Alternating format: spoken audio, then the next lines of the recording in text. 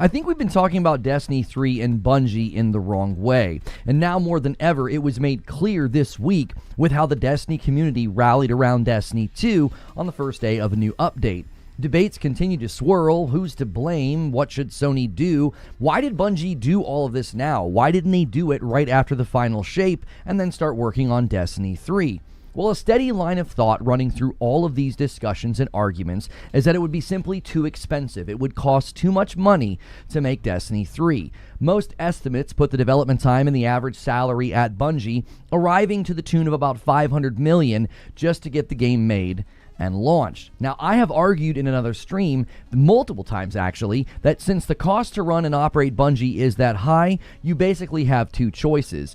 You can place Destiny 3 as a bet, which I think is the better bet. It's clear that Destiny as a franchise has the most important thing that any live service game needs, an active and very vocal and interested community. So if you're placing an expensive bet by keeping Bungie open and running, then Destiny 3 is the better bet. Now, the other choice is to basically put Bungie on a path of being shut down, which would be catastrophic. If it's this expensive to run them, I think all other attempts to make new IP or new franchises would ultimately not make the money back either. If you put them on this course and they do in fact shut down, that is a blemish far worse and longer lasting than anything Concord could do to you as a brand. But then I realized something that was proven just this week. The Destiny franchise does not need Bungie anymore. And if the cost to run Bungie is the main reason that Destiny 3 can't happen, then PlayStation clearly has other options with the franchise. So, that might include making it at another studio, but that doesn't mean you have to fire the entire Bungie studio. That level of talent loss would be wasteful and completely unnecessary. So, how could this work? And why, now more than ever, do I actually think Destiny 3 can and will happen? Just maybe not in the way that everybody thinks. Now, if you're watching this later and you want to be here for the live discussions, make sure you hit the subscribe button. Hit the little bell button so you get notified whenever I go live or put out those uploads. Also, hit that like button. It does help the video, especially those of you that are watching in the live environment right now. And you can help us with the goal. The only way I'm able to do this full time is because I am supported by the fans. So if you click join on YouTube for $5 a month, you get into my members only Discord. All right, so let's get into this one. For over a decade, every conversation about Destiny's future has been tied to Bungie, their management, their leadership shifts, their financial struggles, and their corporate ownership. But we've reached a tipping point, one that I think Bungie arrived internally at in 2019. They did not just decide that they didn't want to make Destiny 3. I think they concluded that they couldn't make Destiny 3. This is likely related to why they had to go to Sony with an overinflated valuation and go through another merger with the big publisher. Based on reporting at the time from folks in the know, and now we're even hearing from former employees, that Bungie was headed for financial disaster without the buyout and the merger with Sony. And I think it's because they knew what everybody else is finding out now. Destiny 3 would be too expensive to make, and Bungie leadership wasn't willing to take that gamble. So they placed smaller bets. They were seeding incubation projects with Destiny leadership. This obviously hurt Destiny, which in turn hurt their financial stability, and it led to the layoffs and the canceled projects, and that's all now ancient history. But something, I think, has become clear in the recent weeks. And with the launch of Monuments of Triumph and Destiny 2, it's clear to see. Destiny has evolved into a living, breathing entity with a decade of shared player history. And when you really think about it, the demand for Destiny 3 isn't about supporting a studio anymore. It's about preserving and evolving a franchise that has outgrown its creators. In other words, the problem isn't that there isn't demand for a Destiny 3. The problem is that Bungie is too expensive to run to make it. Which means solving the problem, the primary problem, is, at least on paper, it's not that difficult. Just have someone else build Destiny 3. Now, before you storm the castle and you rage at the very idea, let me float a few ideas for how this could take shape. First and foremost, there are ways to do this that would not mean you have to lay off and essentially shut down most of the Bungie studio. But it could mean selling the very valuable property that they have in Bellevue and get out of there due to costs of living.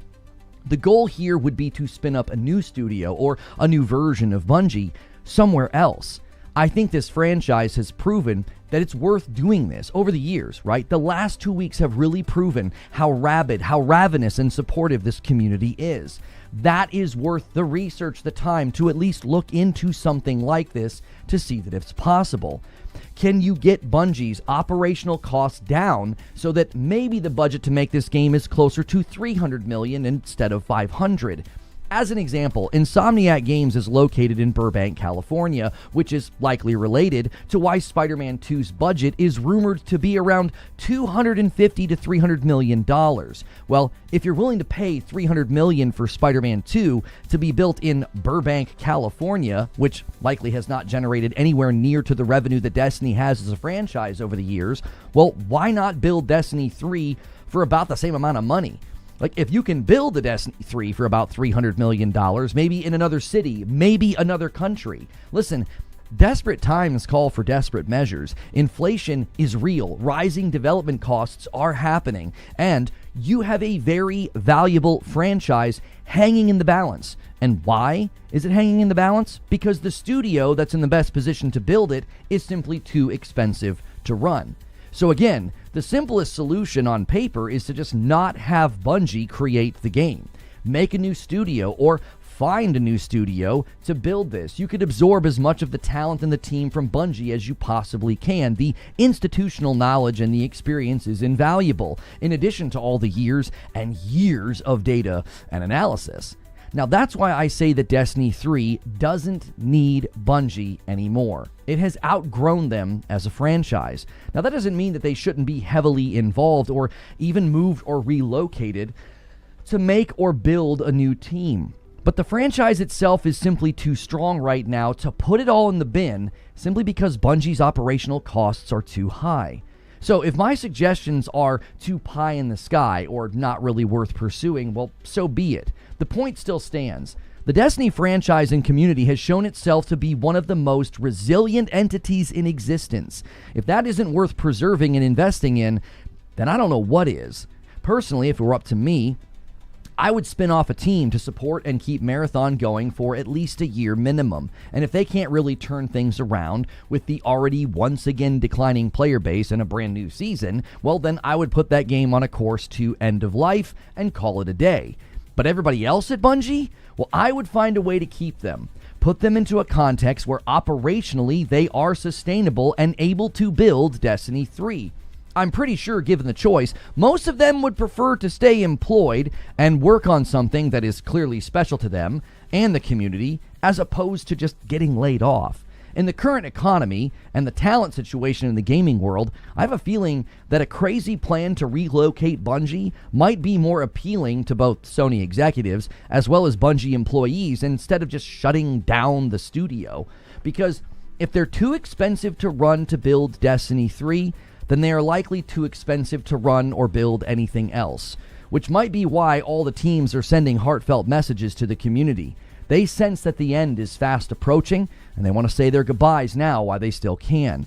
But now, even now, after all that's happened, and I'm still unjustly banned in the game, I'm rooting for you, Bungie. Even though I think you're the main problem in the way of Destiny 3 happening, I hope PlayStation can come up with a unique solution to this complex problem.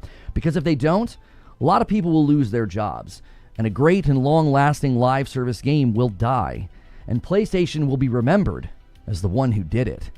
But those are just my thoughts, and now I want to hear your thoughts. Good morning, good afternoon, and good evening, guys. Thanks so much for tuning in to another day. I know somebody in chat was like, another stream about Bungie, and it's like, we did Xbox, we did Bungie, we did all the showcases, and this feels like a pretty big story from the week that we wanted to cover. The fact that they have consistently been in the headlines for the situation with the Destiny 2 update, and we're going to start things off pretty strong this morning. Han shot first, and so did you. Let me get my members control out here. I can't add anything just yet. Terminal Stupidity is going to start the day with a 10 bomb, and thank you so much for getting us off to an amazing start. Let's see here. What's Astacross saying? He's saying, here's my problem. All right, hang on a second. Because we now have a former employee saying things, and we are definitely going to want to see what she has to say. She's kind of spilled tea before in the past, and we're going to see what she has to say. She's taking to Twitter to talk about this. So Astrocross is saying, here's my problem with the emergency acquisition narrative. Every single person in a position to know the financials had tens of millions of reasons to push it. Marty said on Actman, he wrote out well when Sony bought his stock. Oh, Marty said on Actman he made out well. Barrett's lawsuit says he was owed 45 to 50 million from the deal. The bigger the crisis story, the easier the sale. Maybe it's true, but nobody outside leadership has ever shown the actual numbers, and trust me, we were dying from people who got off rich off the deal isn't evidence. I feel like Astrocross is misfiring a bit here, and let me explain how. One of the reasons they were in financial crisis might have been because they had a lot of the money, they had a lot of the money tied up in a lot of these payouts and pensions and deals, right? This isn't the first time we've heard this. Leanna Rupert is saying Bungie was below the red line before the Sony acquisition. If it wasn't acquired right then, the studio was very close to shutting its doors. At the very least on Destiny, it was an emergency acquisition. Here's why I believe her. Pete Parsons said this in his blog. He literally said we were running the company into the red. So, like, I don't agree with Astrocross's take here. Like, well, I don't believe this because a bunch of people were making lots of money. So the frick what? That's part of the problem. You had a bunch of fat cats at the top who were taking and pulling insane payouts, insane salaries, and crazy golden parachutes. That's likely why the company was in this situation. Hey, now that you are done with your monologue, can you unmute Discord and do it again? Wait, I remuted myself? Oh no, yeah, I'm there we go. So, like, I believe her. I don't think she's making this up. And this isn't the first time we've heard this. I'm fairly certain Paul Tassi himself reported this at the time and said they were headed for financial disaster if it weren't for the Sony acquisition. And Pete Parsons writes a blog like 2 years after they're acquired and is like, yeah, we seeded a bunch of these incubation projects 5 years ago. He writes the blog in 2024, which means they started the plan in 2019. And he's like, it was driving the company into the red. I don't even mean to interrupt the conversation, but I haven't received any update on my coffee order made June 2nd. What? I've been having an issue with getting notified, and let me check on that. I am so sorry, B410. You have ordered historically very consistently. Let me check and see what's going on here. Sure enough, there are orders in there that have been completely lax in shipping, and I apologize. There are 4 orders in here from 2 weeks ago. I apologize for that. That's on me. I don't know. Oh, I tell you what happened. Showcase week happened. That's what happened. You guys ordered that stuff. I'm not excusing it. I'm just explaining why I would have forgotten. You guys ordered this stuff like basically last week when showcases were happening, and my schedule was a disaster. So I wasn't coming in here and printing orders. I am sorry about that. They will be printed tonight. We'll ship them tomorrow, okay? Cross blames both. Stop the cap.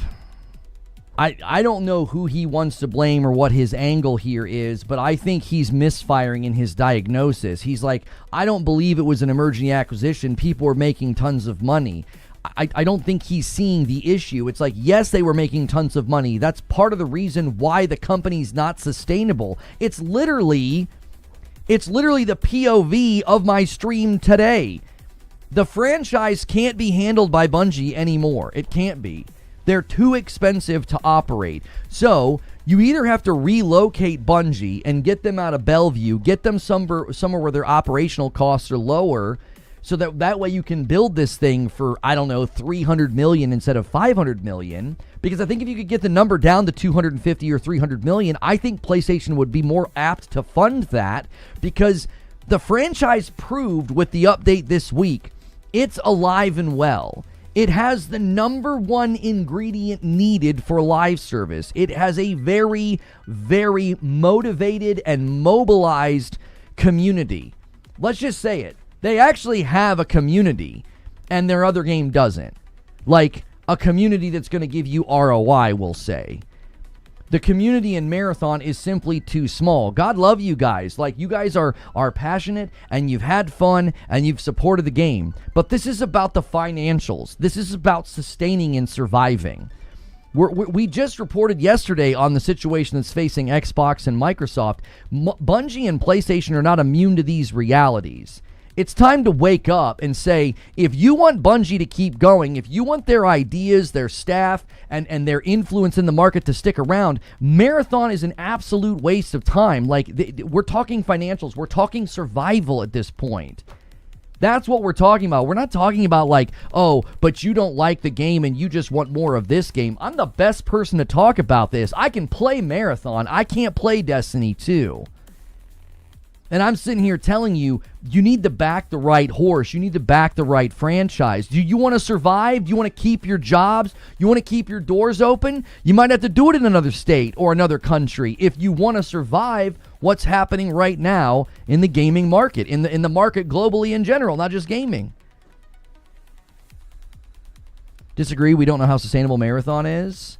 I mean, I know for a fact that if you're going to tell me that it's too expensive to build Destiny and it's too expensive to run Destiny, then I don't know how this is your week from a new season in Marathon and you don't see like, yeah, there's literally no way the money it takes to run even a 300, 200 person team at Bungie to keep this game going. This is not going to generate enough revenue for that team.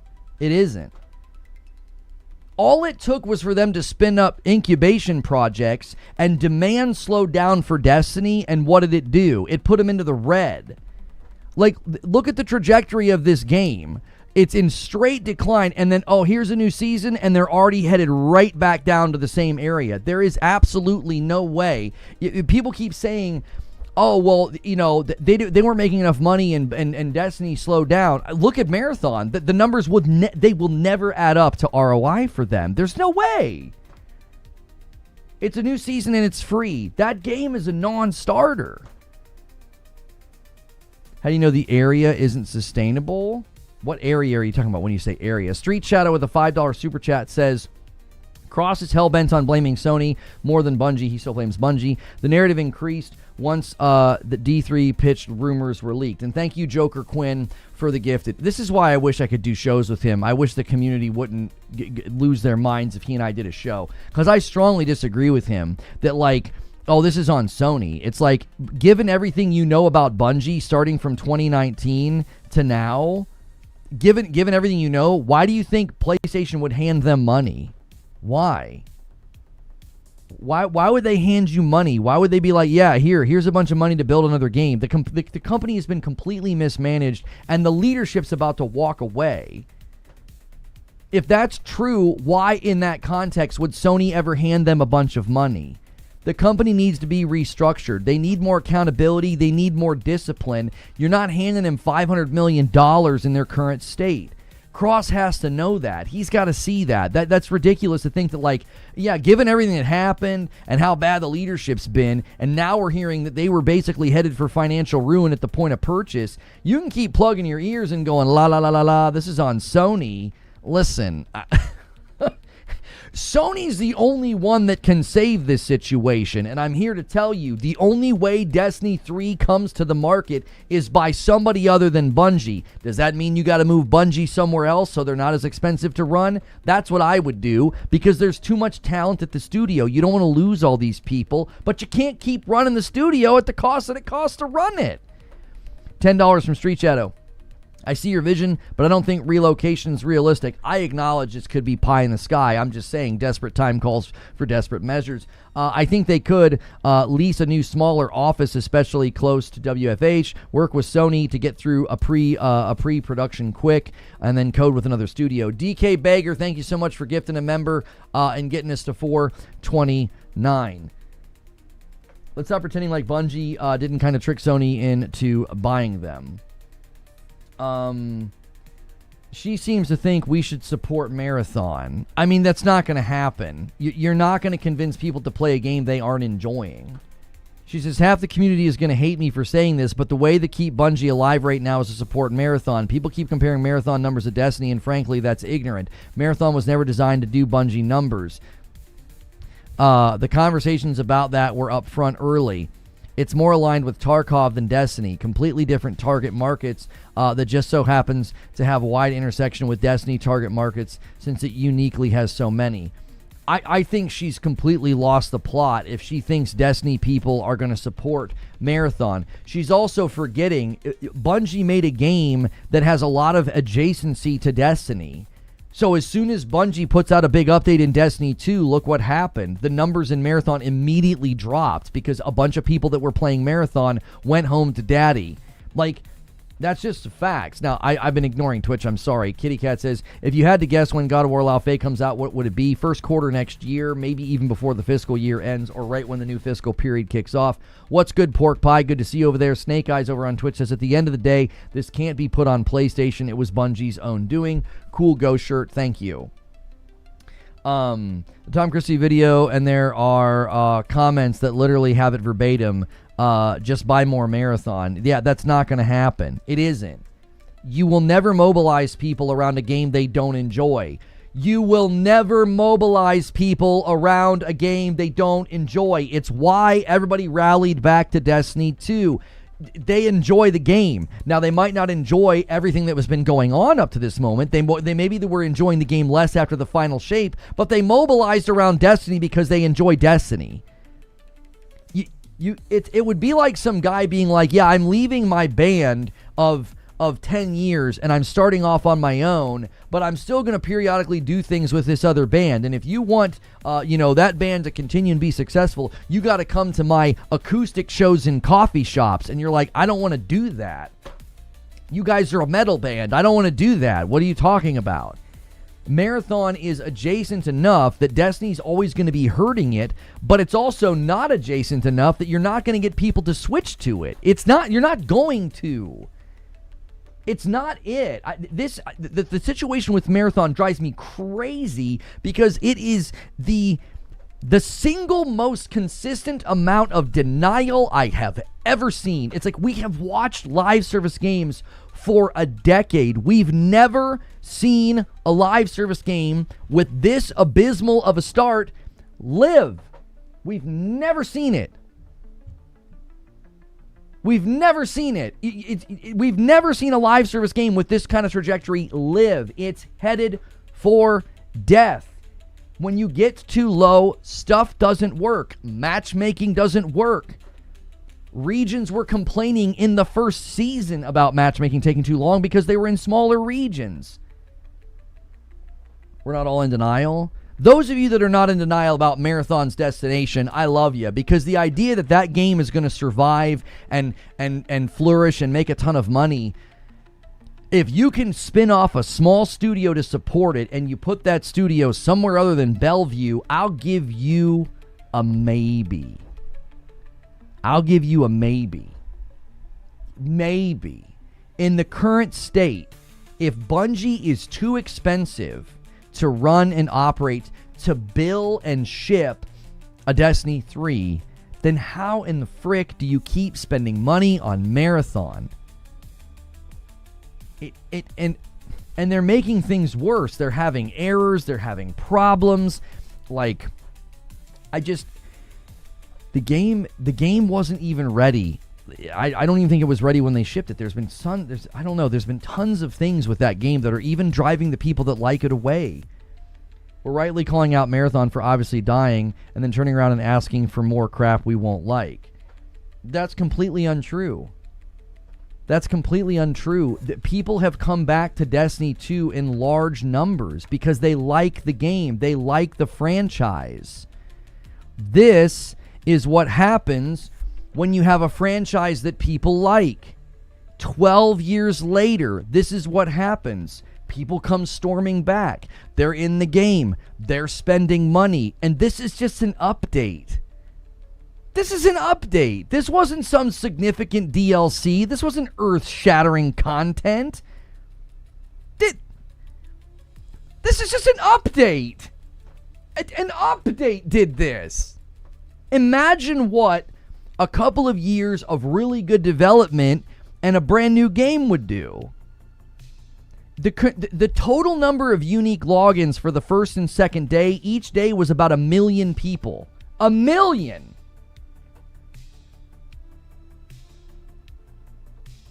Love, not just like. This is affection. That's what I'm saying.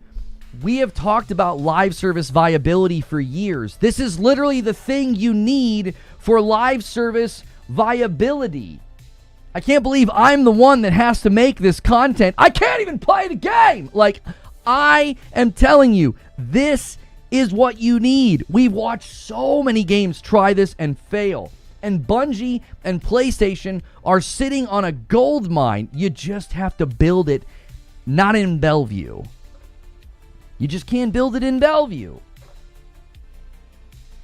It's already going down? Well, of course it's going down. The initial spike is anomalous. The initial spike is anomalous and strange because everybody's adjusting their schedules to be there for day one. Then what happens? Everybody goes back to their normal schedules. You want to know what's really, really interesting? So this is the first day the update goes live. What the frick is this? This is the update. This is the day after the update. You want to know something? You want to know something? This looks like the numbers dropped, doesn't it? Oh, man, look at this. Oh, yeah, the numbers already dropped. Well, that big dip is maintenance. But you know what's crazy? About June the 10th, they already had more unique logins on the second day, and the concurrent numbers on Steam were lower. So concurrent numbers don't always tell you the entire story. Now, they do when they get really, really low, as we saw with games like Highguard and Concord and what we're seeing now with Marathon. When your concurrent numbers get so low, it certainly is a lack of health. But the fact of the matter is, Charlemagne literally showed the second day, the literal second day that the update was out, more people were logging in. They had like 1 million unique logins the second day. Now, concurrently, it wasn't as strong. Why? Why? Well, because everybody's spacing their engagement out. Everybody's like there for day one, like, oh my gosh, I gotta log in, I gotta be there. They're getting like 1 million people to log in a day. 1 million! If PlayStation right now, I have to thank Kill Bill and Corgi for renewing their subs. I'm so sorry. We're at 431, and then Joker Quinn gifted one. Corgi with 15 months, thank you, and 31 months from Kill Bill. I appreciate the continued support. I'm fired up this morning. Listen to me. You have 1 million unique people logging in 12 years after the game came out. Thank you, Narwaffle, for 48 months, 4 years, and many more to come. Thank you so much. We have watched countless live service games. Countless. And you're like, oh, yeah, they just don't have it. That nobody's talking about the game. Nobody's watching the trailers. Nobody's taking an interest. These homies dropped an update 12 years later, and look at what happened. The other thing that I think people are forgetting is look at how certain games have had their comebacks because the community basically demanded it. Whether you look at like Final Fantasy XIV or the stuff that happened with RuneScape, it's like when people rally around a game and the developers listen, that's when the magic happens. Why is location important? It's ridiculously expensive to live where they live, and everyone's salaries are in accordance with costs of living. If you could literally snap your fingers and cast a magic spell, and Bungie's offices relocated in a city or a country where cost of living was lower, everybody's salaries could come down, and then the cost to build Destiny 3 would be dramatically lower. Instead of $500 million, you could build the game for $300 million. And that's significant. If you could bring the game's budget down to like the budget of like a big game like Spider-Man or something, then it's justifiable. It's like this game clearly would have easily 10 million year one sales without breaking a sweat. Everybody's even said there are people that don't even play Destiny. They're like, well, I would check out a Destiny 3. I mean, I'd at least buy it at launch and see what it's like. Babylon Bike with 46 months and a VIP. Hopefully Destiny 3 will happen someday. Also 46 months, let's go. Yeah, bring it to Kentucky. Backwater, a place like Kentucky where I live, and you could build it for real cheap, right? I could build it for you for $2 or $3.50. No, here's the thing. What put me on this wavelength and this idea was that, like, Destiny 3 can come to the market, but Bungie can't be the one to build it. Bungie can't be the one to build it. It's too expensive. Do you want to know what put me on this wavelength? I don't think the problem is the cost to build Destiny 3. The cost to maintain Destiny 3 is the real problem. That's the problem. If you build it and you make a bunch of sales year one, yay, you made your money back. Guess what? Ongoing production of new content and maintenance and support, you're still paying people the same salaries. Does that make sense? It's like running this company costs this much money. So that means every year you need to be having a healthy profit margin against that operational cost. And that's what they're probably scared of. Is like, well, we would get 2 or 3 years into Destiny 3 and the natural decline of all live service games would happen.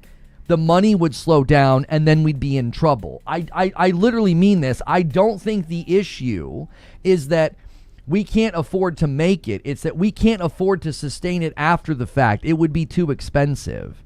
That's the issue. That's what put me on this mindset of like, wait a minute, Bungie's the problem. Bungie's the main problem in the equation. The problem isn't that Destiny 3 doesn't have potency. The problem isn't that Destiny as a franchise doesn't have demand. The problem is that it's too expensive to run Bungie. Why do you think, think about their history and think about why Microsoft didn't even want to buy them again or deal with them again because they burned through cash too quickly. Think about why they had to go to Sony. They're too expensive to run. They got really, really fat. And in order to maintain their caloric revenue intake as a bunch of fat cats, they need to be generating obscene amounts of money. And as soon as that slows down, all these big, fat, juicy salaries become enormously problematic. Wouldn't relocating the production team to a location with a lower cost of living help to maintain Destiny easier? That's what I've been arguing for this morning. Destiny 3 can and should happen. Not by Bungie, at least not where they currently exist. You got to put them somewhere else. You know what else is really going to help bring operational costs down? Getting rid of all these enormous salaried employees that are just absolutely bleeding the company dry. You know what's hilarious too is back when they did their layoffs, people floated the idea of the executives taking pay cuts and they said, yeah, we're not that kind of company. Yeah, we can tell. You're not that kind of company. You're the kind of company where the guys at the top will bleed the company dry, walk away with millions and leave the franchise and everybody else in disarray. That's the kind of leadership that's been in charge. They all just bled the company over these years with enormous salaries. They could have easily taken massive pay cuts and still been immeasurably wealthy, and they could have kept this thing going, and instead they didn't. They're like, yeah, we're not that kind of company. We're not going to take pay cuts. These guys are pulling millions upon millions of dollars. Terminal stupidity with another 10 bomb gets us to 444. Matt Ball's ideas for gaming need to go away. We're not talking about that today, and he's already come out and said he wasn't talking about putting ads in games. That was misrepresented. Tell him, Lono. What's good, Octavius? Hilly says, this crap doesn't fly anywhere else. You're forgetting, if they move the studio to another location, they will lose the knitting classes. The knitting class is already gone. Hang on. Lightleap, you mentioned me a couple of times in the Discord. How do you see the problem with the engine? Old engine equals slow, expensive, need more experienced devs. Oh, that's something I didn't really include, but yes, Lightleap. That to me is just an assumed thing at this point. It's an assumed thing. You got to get a new engine. One thing a new engine would certainly help with is talent acquisition. Instead of having to onboard people into figuring out how to use Tiger, you'd be using a more commonplace engine. Sora with a $5 super chat. Bungie's incompetence is insane. They won't make Destiny 3. They will run their company into the ground. Guys, if you are watching on YouTube, do me a favor. We're only 30 minutes into the broadcast. Hit that like button. Get us to 200 likes. I will be on the Gaming Roundtable today with Ginger Prime. I forget who's on today. I think is it Cognito or King David? I can't remember. Let me check the DM. If you guys want to be there this afternoon, yeah, Cog will join us. So me and Cognito are gonna face off. You know what I'm saying? Like we're gonna see whose bicep is bigger. him or my next door neighbor who power lifts. No, I'm just kidding. All right, gaming roundtable is today at 1 set start show. There you go, gaming roundtable. And if you guys hit the goal of 500, Madam and I will stream tomorrow night. I don't know if we're going to continue her playing Destiny 1. I don't know if the demand for that is as high. I think people liked when we just reacted to gaming news. I feel like the novelty of us playing through Destiny 1 wore off pretty quickly. I don't know. And thank you, Kaiser Soze, with 52 months. Let me add it to the total. We're exactly 5 away from 450. I feel like people just enjoy interacting with us more than, watching us play Destiny 1. I just feel like Destiny 1 just gets into the rhythm of, like, go here, kill stuff, leave, go here, kill stuff, leave, and, like, the nostalgia wore off pretty fast, at least for me.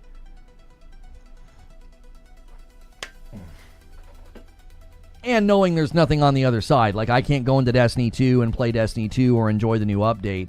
It doesn't really make it for a fun time for me to, like, play through Destiny 1. I look at this theoretically, and I found New Jersey has tax credits if a game studio were allowed to create. Listen, desperate times call for desperate measures.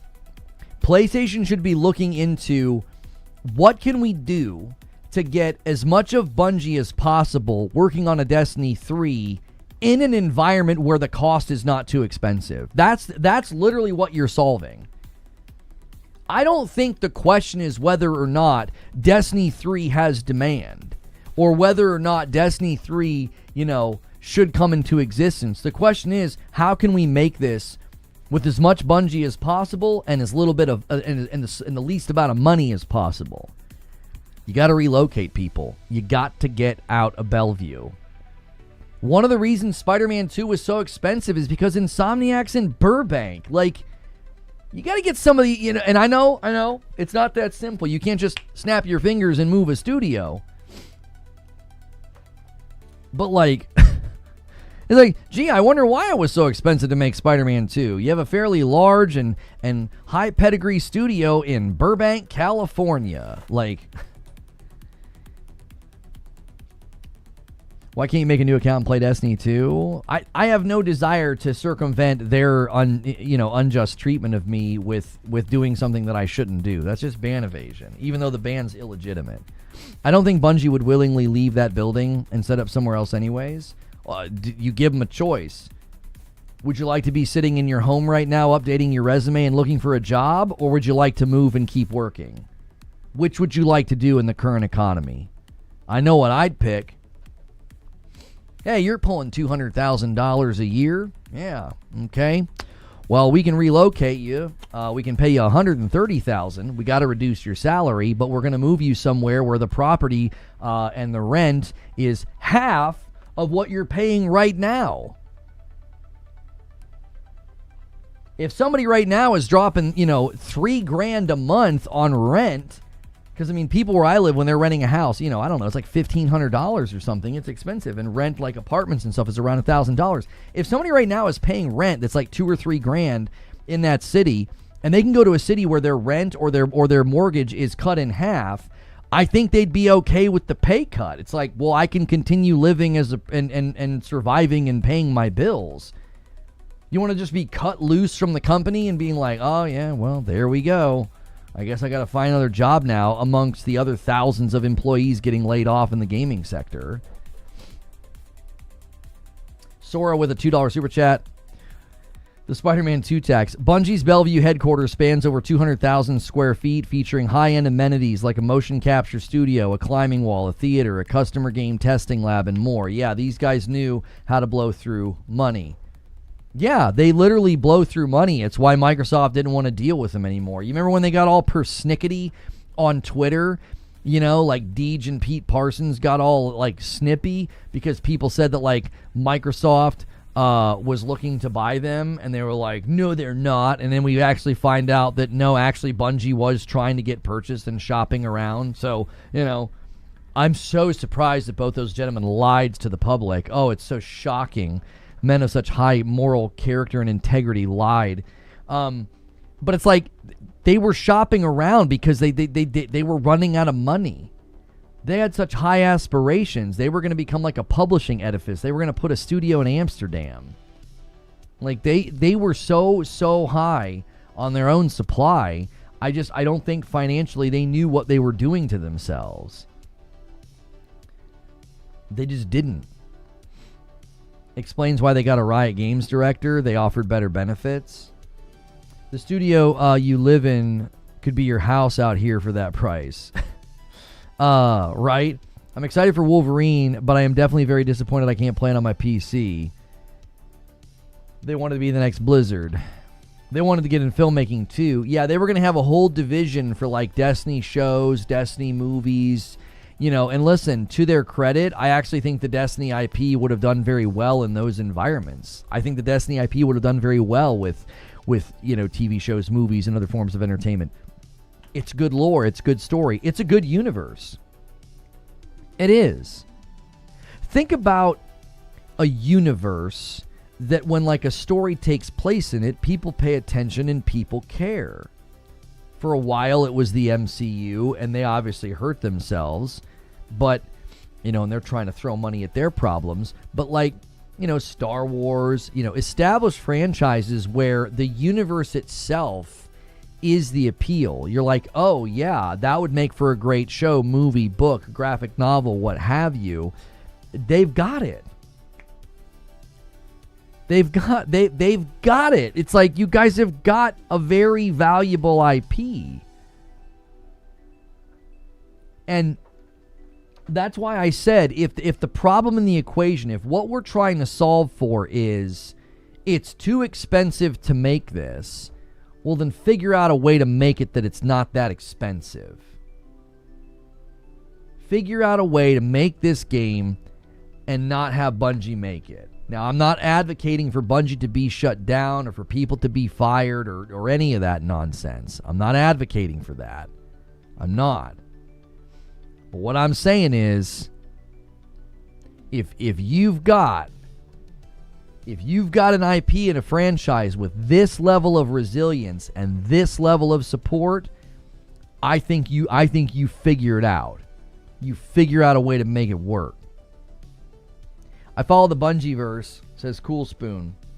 That means like the original Marathon games tie into Halo, and then Bungie Halo ties into Destiny, and I get to ignore all of 343 Halo. It's perfect. I don't think it would be a good TV show. It'd be crap. Everything basically requires CGI and top-notch. No, I think it would have made an amazing anime. Look at what they did with the Cyberpunk. Look at what they did with the Cyberpunk franchise. With Edge Runners. You do something like that, I think Destiny could be amazing within like an anime aesthetic. Not like high production actors and stuff. No. That would be stupid. Anything that's not live acting, yeah, then we're on the same mindset then. You do something like Edge Runners, Destiny is awesome. It's awesome. After all this time, I watch trailers and cutscenes and I still get like, oh, this is so cool. Playing through Destiny 1 with Madam, it's like there's an aura around the game and the universe. They're very good at it. It's what like it's undeniable. Now, maybe you might not like all the content they've made over the years, and maybe they lost their way at times, but it's a very, very good universe. Destiny has amazing live action trailers. Just give us shorter episodes of that. It just is really expensive, and I think you could give us the same level of like action and excitement and great storytelling in an animated environment. That's all. If a different studio makes Destiny 3, I don't think you end up with something that feels like Destiny. Well, I can't say this every time, but a significant portion of what I'm advocating for is relocating as much of Bungie as you can. Listen, you just go to the studio and you just level with them. You just level with them. You're like, listen, you guys do good work. You had a really good run. But the facts are the facts. We can't keep this studio open at the current cost. We got to either relocate you or shut you down. Would you be open to moving? Would you be open to relocating and continuing to work on the franchise? Or would you like to be fired? You know, severance and all that, yay, you know, send you on your way. Thanks so much. Which would you rather do? unless you're going to make these people work in Antarctica, I think a lot of people would be open to the idea of like, the market ain't great right now. I'll take it. Where are we going? Where are we going? I'm packing my bags. Okay. Where are we going? As opposed to not having a job and joining the ocean of unemployed game developers right now. I don't know. Like I said, desperate times call for desperate measures. I think everybody's been talking about Destiny 3 and Bungie the wrong way. Everybody's talking about like, oh, well, Bungie can't make it. It's too expensive. And yeah, you're just going to have to figure out something else for Bungie to do. What are you going to have them do? The operational cost of Bungie is a constant in the equation. It's not going away. It's not like, well, if you have them build Hello Kitty adventures instead of Destiny, suddenly the operational costs go down. Lona, would you move to rural China to keep streaming on this channel, or would you rather stay here and build a brand new channel from scratch? Like I said, there are instances where people would definitely say no. Like I said, like Antarctica. I was avoiding like, global political commentary, but like, yes, there are extremities that they would say no to, and PlayStation obviously isn't going to do that. But if PlayStation's like, listen, we found a great piece of property in Austin and we can basically lower everyone's salaries, you can, cost of living and rent there is lower than what you're paying now. Like, find a city in America where the cost of living is half of Bellevue. And then there you go. Just move people. And then all of a sudden you're building Destiny 3 for $300 million instead of over $500.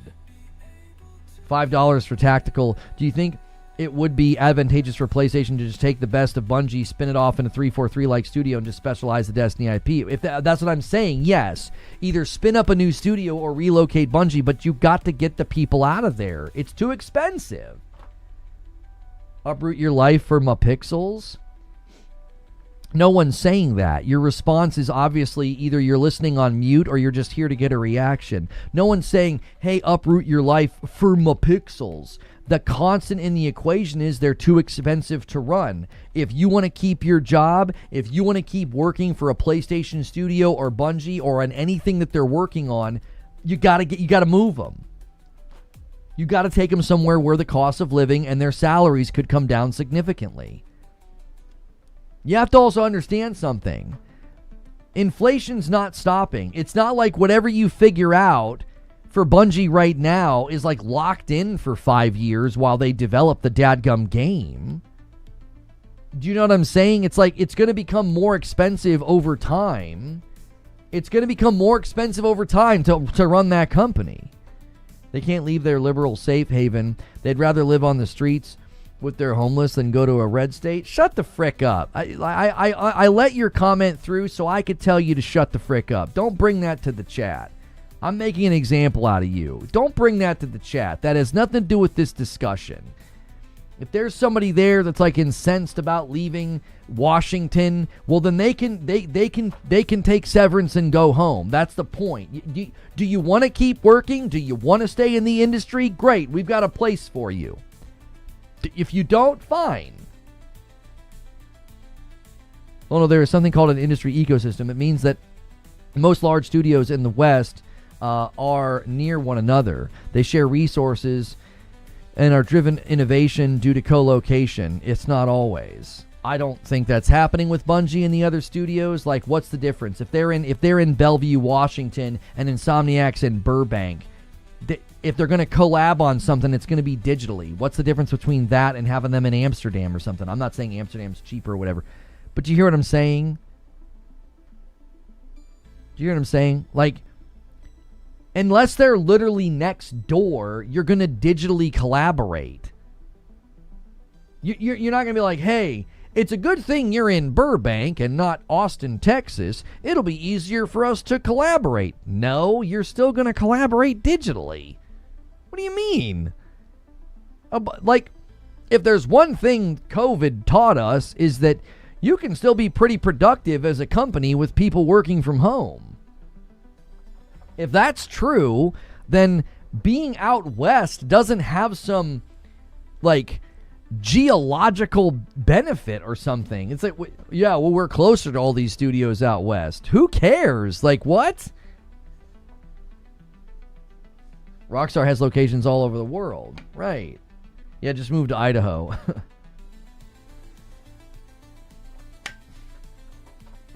It's not always the case, but I get your point 100%, but that's how corporations see it. It's supposed to drive innovation. It's 2026. It's time to think differently about this kind of thing. You know? It's time to think differently.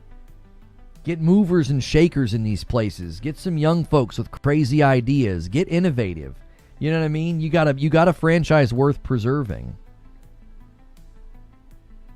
Yes, I'm still banned, Kitch. They won't undo it. It's unjust, never explained, and it's not even done in a legitimate way. They did it through Steam instead of Bungie. I'm not even banned on Bungie. I can use DIM, I can use the Bungie forums.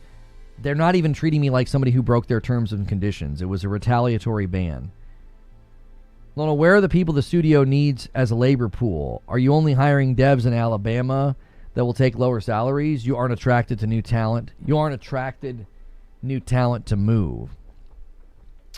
I mean, listen, I don't have all the ins and outs of this figured out, Zubair. I'm just saying, the solution to the problem, I do not think, is new IP or new incubation projects. I don't think that's the solution. That doesn't solve the problem of the fact that the company's expensive to run. It doesn't. It doesn't solve that problem. And shrinking the studio and only supporting Marathon, that doesn't solve the problem that the company's too expensive to run. You're trying to solve a problem with the wrong thing. It's like it doesn't matter. It's like being like, oh, I have a grease fire. Well, don't use cold water. Use hot water. It doesn't matter. Don't use water. Like, water's going to make it worse. So it's like, don't have them build Destiny 3, have them build something else instead. It's the same problem exists in either scenario. Switching what they're working on doesn't change their salaries, and it doesn't change the operational costs of Bungie. So the problem to solve is not what do you have them build, it's you got to bring operational costs down. And yes, layoffs are typically the way to do this, but I don't think that's the solution. You still are going to need a 500 to 600 person studio in order for this thing to work. That's roughly how much they had when they built Destiny 1. After you rattled off the perks of the studio, climbing wall, you need to downsize the physical studio. Just asking people to uplift would be a hard sell, plus pay cut might be too much. Let me explain something.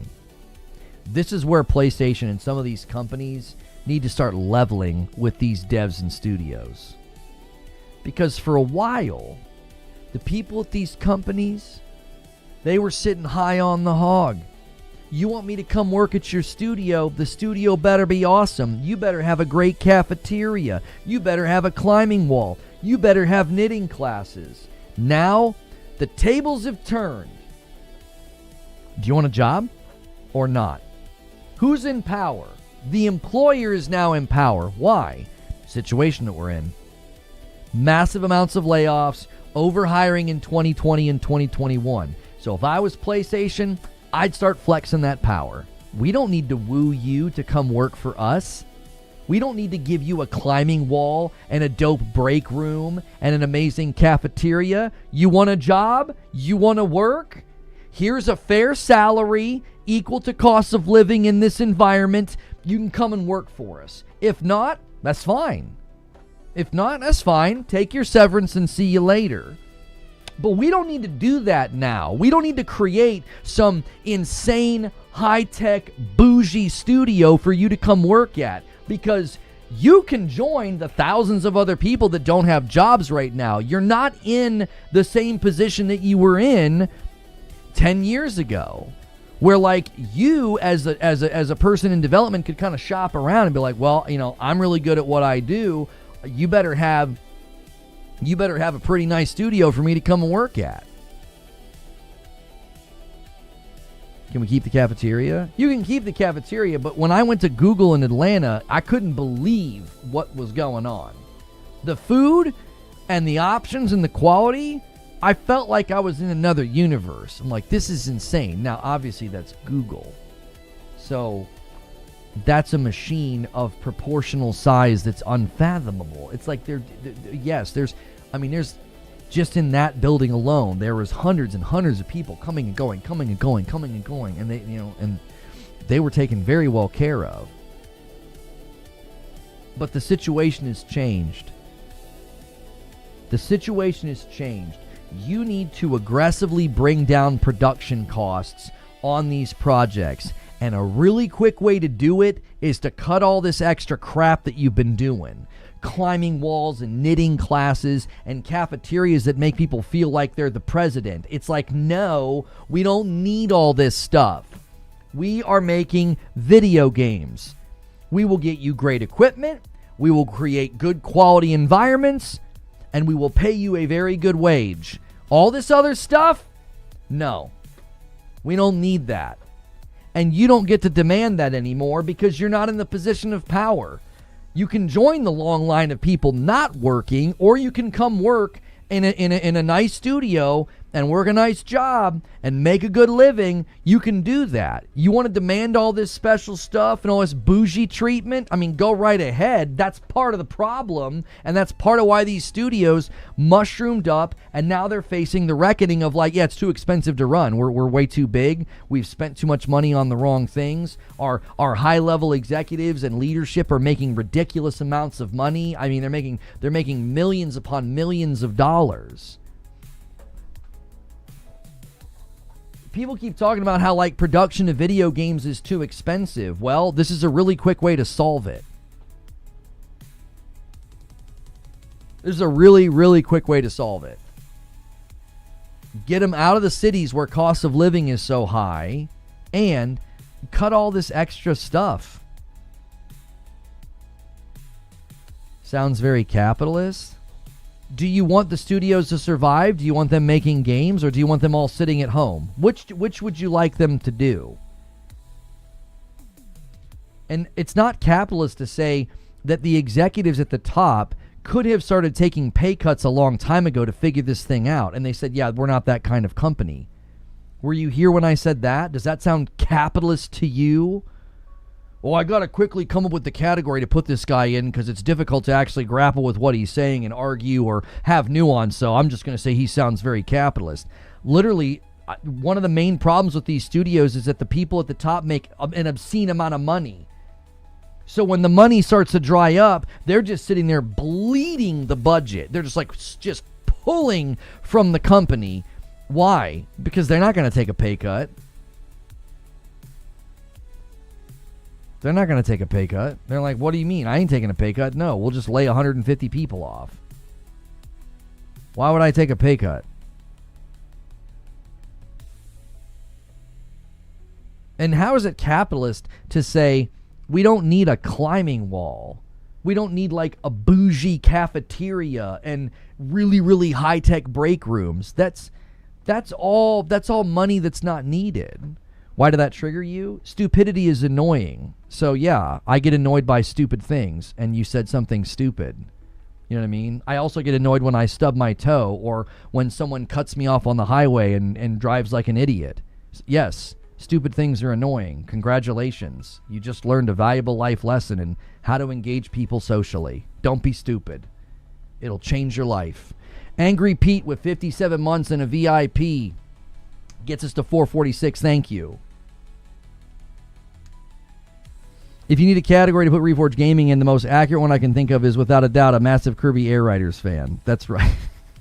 He's such a massive fan, he won't play it.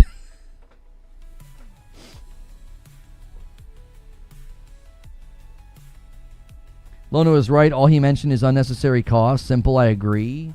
This guy says, you sound stupid to me.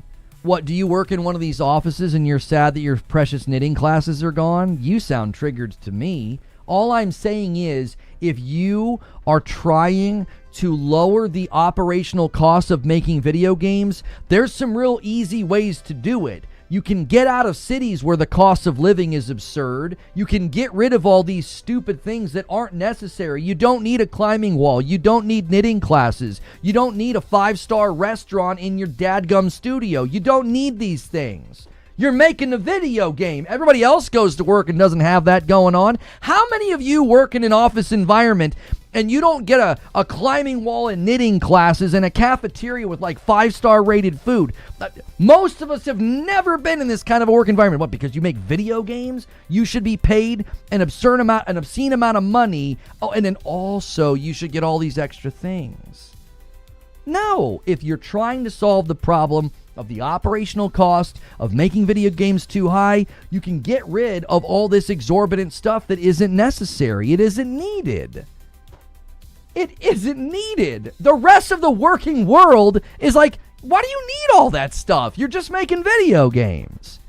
Now, creative projects probably have ample amounts of research into having spiffs and bonuses and good morale fosters a good environment for developing games. So I'm not saying you make a tiny cubicle and you chain people to the desk and you say work or go home. I'm saying you can shave all this stuff back. It isn't needed.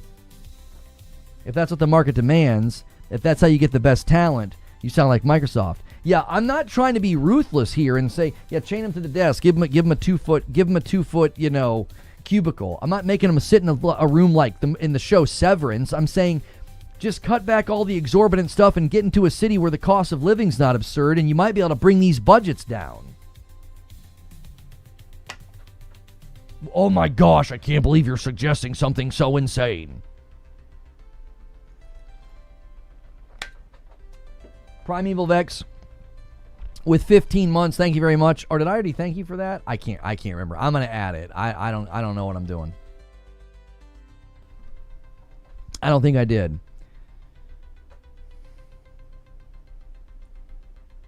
I'm just saying, what's this? What's this comment here, Fuzzy in the Discord? What you got? They need to move Destiny 3 to another company and task Bungie on anything but Marathon. Well, I said Marathon's a lame duck because I think Marathon is a lame duck. I don't think Marathon's going to generate enough revenue, but I see what you're saying, Alex. You're highlighting, not Fuzzy, but Fizz. Sorry. I'm used to seeing Fuzzy's name over there. I saw the F and I assumed. And a 5-bomb comes in from Jack Garland. Not saying they can't have coffee maker, saying they don't need their own Starbucks. Right, isn't there like a happy middle ground to being like, we want to treat our employees well? You guys know me. I've gotten on people about this, and I've gotten a lot of heat about this, about how like crunch culture is bad, and it works against your product, and you shouldn't treat your employees that way. And I've had a lot of you blue-collar guys, you guys that like working construction or drive truck, you're like, get over it, man. I get up at 5 in the morning and I don't get home until the sun goes down. You can work overtime, Mike. I work overtime. And I'm like, listen, you want to treat your people well. I'm not arguing for not treating your people well. You can have a nice break room. You can have nice things. But have you ever seen the screenshots of these studios? Have you ever been to one of these studios? They're ridiculous. And it made sense when you were sitting high on the hog and you were making obscene amounts of money and the economy was looking really good for gaming. Now you're going to have to recalibrate. You can't have climbing walls and knitting classes and what amounts to a 5-star restaurant cafeteria on the property. Your staff, you know what I'm saying? I don't know if Bungie has that, but I'm speaking hyperbolically because these are the types of things that you can cut, and guess what? You immediately save lots of money. You immediately save a lot of money by getting out of Bellevue. Doesn't push back against any points you've made, but only push back on relocating to lower cost of living cities. If you have to go where the talent is, getting people to relocate can be difficult. Not if that's their only option. Do they want to have no job or do they want to have a job? Look at the market. It ain't great. Sora with the $10 super chat. Have a normal 9 to 5. Maybe the boss gets his tacos, occasionally barbecue. They need to shave back, but they can still have fun and make it earn. Destiny 3 does well, reward them, make it earned. Okay, what in the heck? They can still have fun stuff. Make it earned. Destiny 3 does well. Reward them. Make it earned. Okay. Did you see Leona Rupert's remarks about Bungie's financial situation before the acquisition? I do believe her story because Pete Parsons said that. Dirty F and Hippie isn't saying anything that we didn't already know. Paul Tassi already reported that Bungie was in a bad financial state when they were going to get bought out. He had heard that from employees. He seemingly forgot that when he started blaming Sony for all these things going on. I think he forgot that. I think he forgot his own reporting. And then Pete Parsons said that for 5 years they had been seeding incubation projects with leadership and talent from Destiny, and it drove the company into the red. Dirty F and Hippie comes in and says, yeah, the company was operating in the red. Oh, yeah, thank you. Pete already told us that. I'm not being flippant with her. I'm saying we already knew this. I don't know. Why is anybody questioning what she's saying? You think she's just out here being like, I've got the dirty laundry. Financials. Ooh, like, whoa. Like, what she's saying is totally believable. I'm not even that fond of the way her and I interacted in the past. But I believe her. I don't see a reason not to. She's saying stuff that we kind of already knew. What other PlayStation first-party games will be next year? We have no idea. They haven't announced anything. We're assuming God of War, Lao Fei, Venom, and Intergalactic. Did you see Asta Cross's reply to her? He doesn't believe it. I think Cross is dead wrong. I think Cross is dead wrong. I think Cross is looking at one of the problems and using it as evidence to not believe her. He's like, oh, all these people are making all this money. Yeah, Cross, that's why they're in this situation, brother. Don't you remember that people floated the idea of the upper management and leadership taking pay cuts, and they were like, we're not that kind of company? Cross, brother, my man, the only one in that directory with integrity, except for Grenader Jake, you're the only one in 2020 that did the right thing. And I love you, brother, but you are way out in left field on this. One of the reasons they're in this situation is because of all the money those guys at the top were making. They became so top heavy that as soon as the money slowed down for Destiny, they were in trouble. As soon as the money slowed down, they were in trouble. Forget all this. You need to address the monopoly that Microsoft has on Western development via DirectX. Jack, I went back and listened to that section. It's a wild ride. Charles Hawk with a $5 super chat. I worked a unit at a hospital that kept people alive with machines. All we got was a free sandwich once a year and a cafeteria sold airplane food. We've got our priorities straight. We do. Talented athletes and celebrities make more money than they'll ever need in their entire life. But teachers and people that work in hospitals, let's make sure they barely can pay their bills. We've got our priorities straight here in America, okay? And let's also talk about how well we take care of our veterans. But developers need break rooms the size of a gymnasium and cafeterias and climbing walls and knitting classes. We've really got it all straightened out, boys. Thank you so much, Brandon Marlborough, with 31 months, dude, getting us to 453.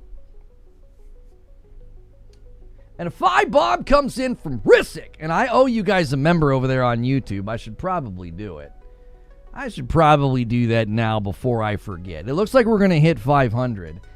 I think we're just going to have Madam react to gaming news this week. Are you guys okay with that? If we get to stretch, maybe then we'll do half. We'll do a double header, and half the stream we'll play more Destiny. I'm not feeling it, y'all, and I didn't think people were feeling it last week anyway. I don't know. The vibe was off.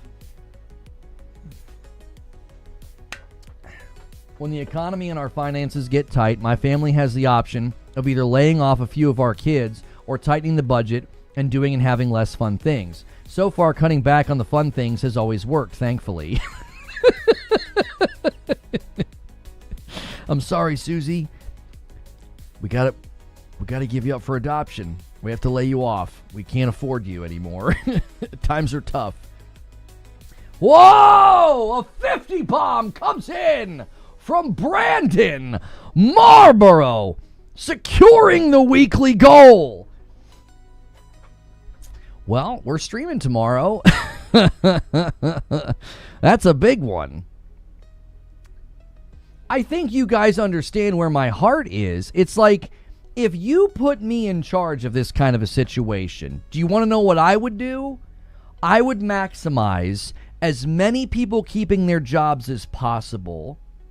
And if you have to work for a salary that ain't great for a couple of years, the hope would be we're successful and everybody gets raises and bonuses when we ship the dadgum game. But I want to keep you employed. I want to keep your bills paid. I want to keep food on your table. If that means no climbing wall, if that means no knitting classes, well, then I think we can do this. If that means maybe we got to locate to another city, but everybody's getting paid and paying their bills, and listen, you go through these changes and you have to adjust. Believe me, I know firsthand what it is to go through seismic tectonic changes in your line of work, and it can be scary.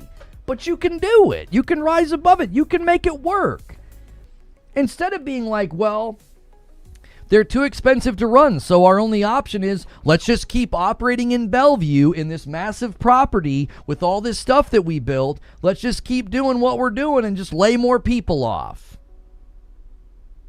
You ain't going to get them out of that city? Can't be done? Fine. Take a severance package and go home then. That's what I would say. That's what I would say. You don't want to relocate? Our vision for making this work is to take it to another city. Really, you don't want to do it? Fine. Here's your severance. Bye. See you later. Who else can we talk to? That's what I would do. Line them up. Line them up. Just bring them through conveyor belt style. What do you do? What's your salary? How long you been with the company? Okay, well, this is where we're going to locate. This is what we can afford to pay you. This is what the cost of living is. We're confident you could earn a fair wage and live still very comfortably and make ends meet. Or you can take your severance and you can go home. What do you want to do? That's what I would do. You can't. You can't keep working in a place like this. It's not going to work. Just shut them down. Just shut them down then. Desperate times call for desperate measures. If you're just going to keep doing the same thing, I'm going to tell you what a company like this is going to be facing. You're just going to be facing perpetual layoffs and losses. It's just going to keep happening because eventually you're just going to get to a size where the company doesn't function properly. You strip it down to 500 and 600. Then you strip it down to like 300 and 400. Well, eventually you're not going to have enough people for all the things you're trying to do and all the things you're trying to build, and then you just close up shop. We've seen this happen with other studios, right? We've seen them do the layoffs, and then 6 months to a year later, they shut the studio down because it just doesn't work. You start to lose your footing, and you slip, and you fall. I wonder how many plots of land are left after all the AI data centers bought them all. Oh, don't you worry. Those data centers will open up for sale very quickly when the bubble bursts. Don't worry about that. The massive profits generated by Destiny 2 were funneled by Bungie management to fund multiple incubation projects, including the development of Marathon. They wasted so much on other projects instead of Destiny 3. You're correct, but I feel like you're missing the most significant part of the picture that I think is important. I think Bungie realized what we're all saying right now. It wasn't that they didn't want to make Destiny 3. They couldn't afford to make it. They knew we have to seed smaller projects. We have to get other sources of revenue because if not, we can't do it. It'll take us too long to build it, and the revenue will slow down too much that when it comes time to pay the piper, we're going to be out of money. We're going to be in the red. They went into the red seeding the incubation projects. I think they saw a fork in the road. We either dig in and start building Destiny 3, which will be very expensive to do, and then we're putting all our eggs in that basket, or we do a bunch of incubation projects. And what we know about live service and our area of expertise, if any one of these takes off, we'll be eating real good because the cost to build Marathon is significantly smaller than the cost to build something like a Destiny 3. Ginger says the economics of gaming have changed dramatically. That's what I'm saying. If the economics of gaming have changed this dramatically, get the frick out of that property, get the frick out of Bellevue, get somewhere where you can bring production costs down. If you can build Destiny 3 for $300 million in another city, then do it.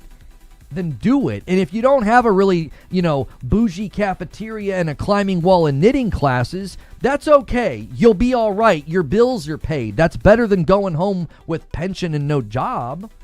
I mean, unless the pensions are really, really good and you can basically just retire, which I'm certain some of them are probably considering that, especially the ones that are higher up in the company. Come to Texas, boys. I mean, there is a social aspect to this. There's a cultural aspect to this. There are people that think they'll never do it. They'll never move out of Bellevue. And it's like, I think enough of the studio loves Destiny, and I think enough of the studio wants to keep working in the industry. I think they'd be compelled. Hang on. My Korean friend and I were texting, obviously, last night. Good win, South Korea in the World Cup. It was an extra time was a bit of a nail biter. The header game of the Czechs was crazy.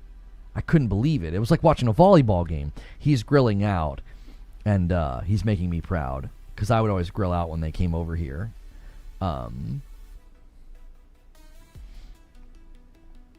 So, Bungie to India? No. Lono, I for once totally agree with you. Also, Bungie agree with you. They were planning the next studio in Amsterdam. Not cheap city by any means, but cheaper than Paris or London. Lots of new studios are doing fantastic in Poland, Ukraine, and other places. What you are suggesting is already happening. You are correct, sir. I appreciate that, Hilly. Thank you. Listen, this hit me like a lightning bolt this week. I was like, we're trying to solve the problem. We are trying to solve the problem of Bungie and Destiny 3. We're solving it the wrong way. We're basically trying to figure out how to fit, all the furniture from a mansion in a U-Haul, and it's like it isn't going to work. You need to get a different U-Haul. You need a semi-truck, and it's like we're sitting here talking like, well, how can we shrink this studio down and still get a Destiny 3? And it's like you need to move the studio. See last comments, but false premise in your argument being able to develop the game for less. The efficiency of the development has to do with the team and not the geography. Well, there's a whole other part, though.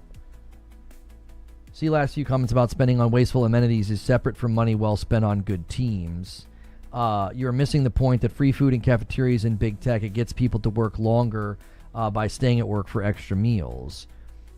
Right, but my point isn't that they can't have those things, but you can certainly trim those things way down. And I'm talking about relocating the talent that's already there, that has the institutional knowledge. They have it. They're there. And if you want to talk about efficiency, I 100% agree with you. I 100% agree with you. They've got to get in a different engine so they can start to develop more efficiently. Zero disagreement with me on that front. I'm attacking this from all fronts. I just can't do that every time I go on a rant. Lower spending, get rid of all the bougie amenities. You can have a nice cafeteria. You can have nice things. You're still going to be a big studio generating lots of money, potentially.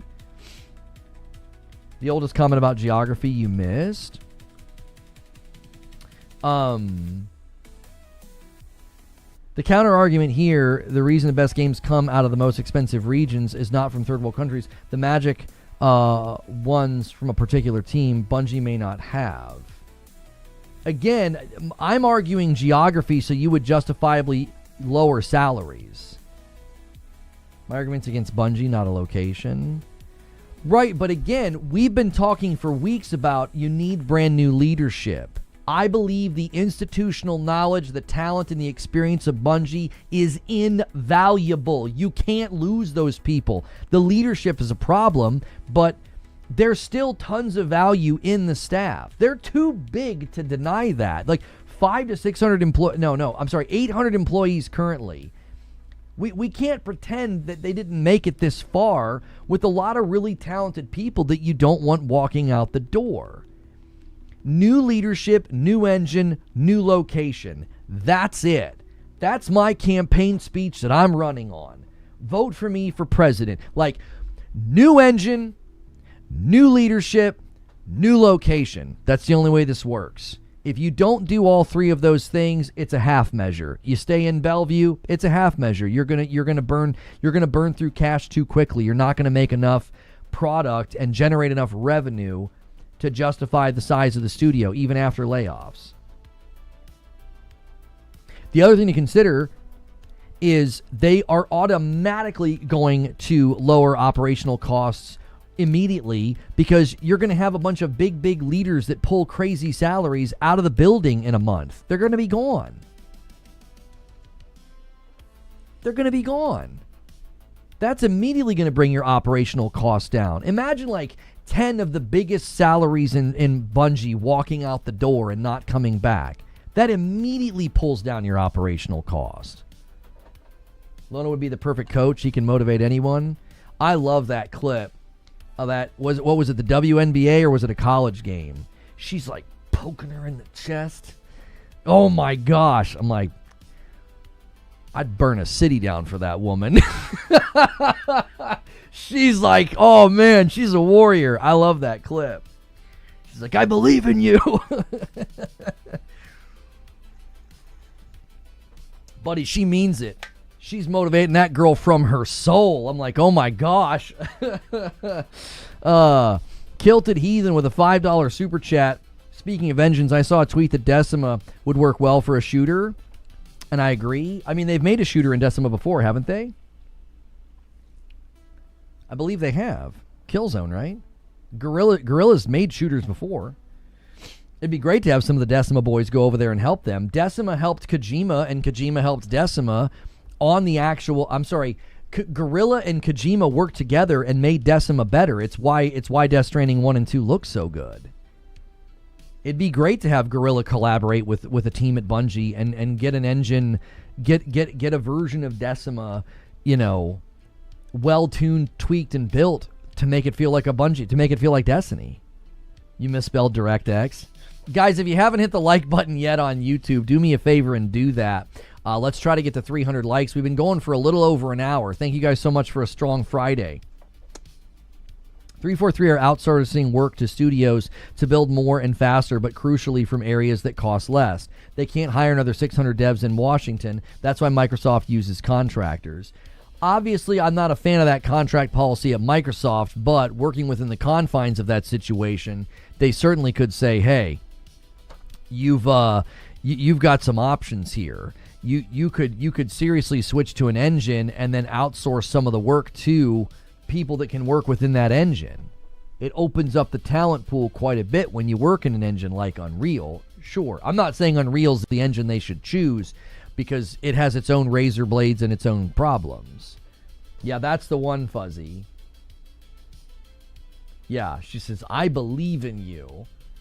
But I think she says something like, but you have to want this. Like, it's the perfect coach speech. It's like something out of a movie. It's so good because they were able to figure out everything she says, and it's fantastic. It's so good. And look, the player receives it really well. I love that. Yeah, you gotta want this. You gotta want this. I believe. Oh, I love it. Like I'm gonna be coaching soccer again very soon, and those are fun moments when you got somebody that's just they're not going for it, or they're not believing what you see in them, and it's like you got to help them see it. That's great. It's a great moment. I don't know, man. I think they just need to keep updating and iterating their current engine. I just went back to Destiny after a long time, and man, it feels so good to play. Nothing else like it. So, Crowded House, I don't think what you're saying is wrong, but the dilemma is that Tiger is just too slow. It's too archaic. It's too slow. It's too archaic. Like, if you're going to be in the landscape environment of a live service game, you need to be able to make agile changes, quick changes. Now, if they were to make a single-player game, a really big, substantive single-player game, maybe some co-op, and it was going to be like a looter shooter, I would absolutely say, yes, keep working in that engine because it feels fantastic to be in Destiny. But for a live service game, can't do it. It's too slow. It takes way too long. It takes way too long.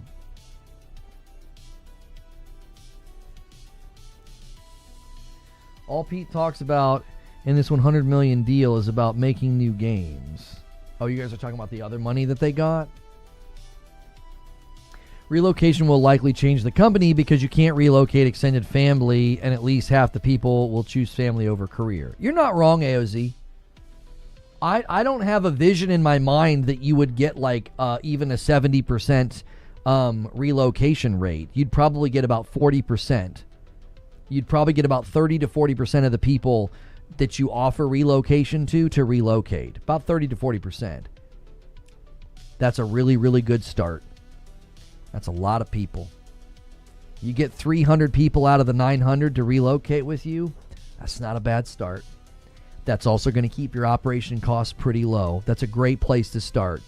Get working on a new engine, get it feeling good, and then you start growing. You start pulling people in. Budget for it, budget for the hiring, budget for the talent growth. Are you still answering questions?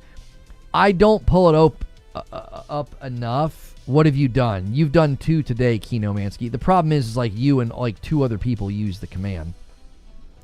Kinomansky says, I wasn't expecting much from Marathon Season 2 in the free week, but my expectations were way higher than the current numbers, especially retention. How can it be that bad? Rough Season 2 launch. So I actually kind of feel bad for the people that both like Marathon and are working on Marathon because the deck is so fully stacked against them. Okay? The deck is so fully stacked against them.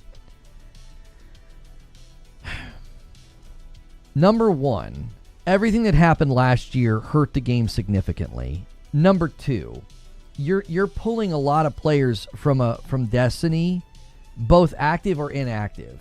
But you're pulling a lot of people from Destiny to even play Marathon. Like most of the people playing Marathon right now or who played Season 1, they have a history with Destiny. Good or bad, they have a history with Destiny. A lot of the people playing Marathon have a history with Destiny.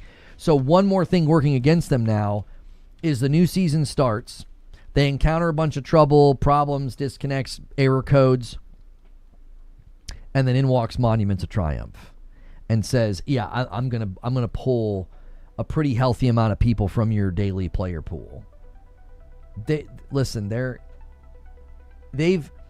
been on their back foot since moment 1. And I mean, it's like they're on their back foot just teetering at the edge. I'm serious. It's just, I kind of feel bad. It's like I think they've got good pieces and parts in a game that'll just never have broad appeal. It's never going to have a broad audience. Now, Dirty F and Hippie and other people can say it was never meant to pull big Bungie numbers. Then you just told us that the people that greenlight the project are stupid. I mean, I'm trying to be about as nice about this as I can, but you can't walk out here and say, yeah, they never expected the game to pull Bungie numbers. They expected to pull Tarkov numbers. Oh, really? Whoever greenlit this project is an absolute idiot, a buffoon, a literal buffoon. You spent how many years, how many man hours, how many millions of dollars on a project that you expected to pull Tarkov numbers? There are other ways to tell us that you're stupid and bad with money, because you're real stupid and bad with money. Why would you do that? Why would you spend 5 to 6 years and have that much talent in your studio working on something that's going to pull Tarkov numbers? Why? What are you doing? What? I read that this morning, and it just, it's been rattling around in my head since I read it. And I'm like, who greenlit this? We expected to pull about Tarkov numbers. Then don't do it. What are you doing? That would be like going to my friend and being like, I need you to seed me $500,000. I need $500,000. I'm going to start a restaurant. I expected to pull lemonade stand numbers. He'd be like, you're a funny guy, dude. That's a pretty funny joke. No, I'm serious. I need $500,000. I'm going to start a restaurant. It's going to pull lemonade stand numbers. Okay. That's great. You're a terrible businessman. Leave. Leave my house. Don't come back.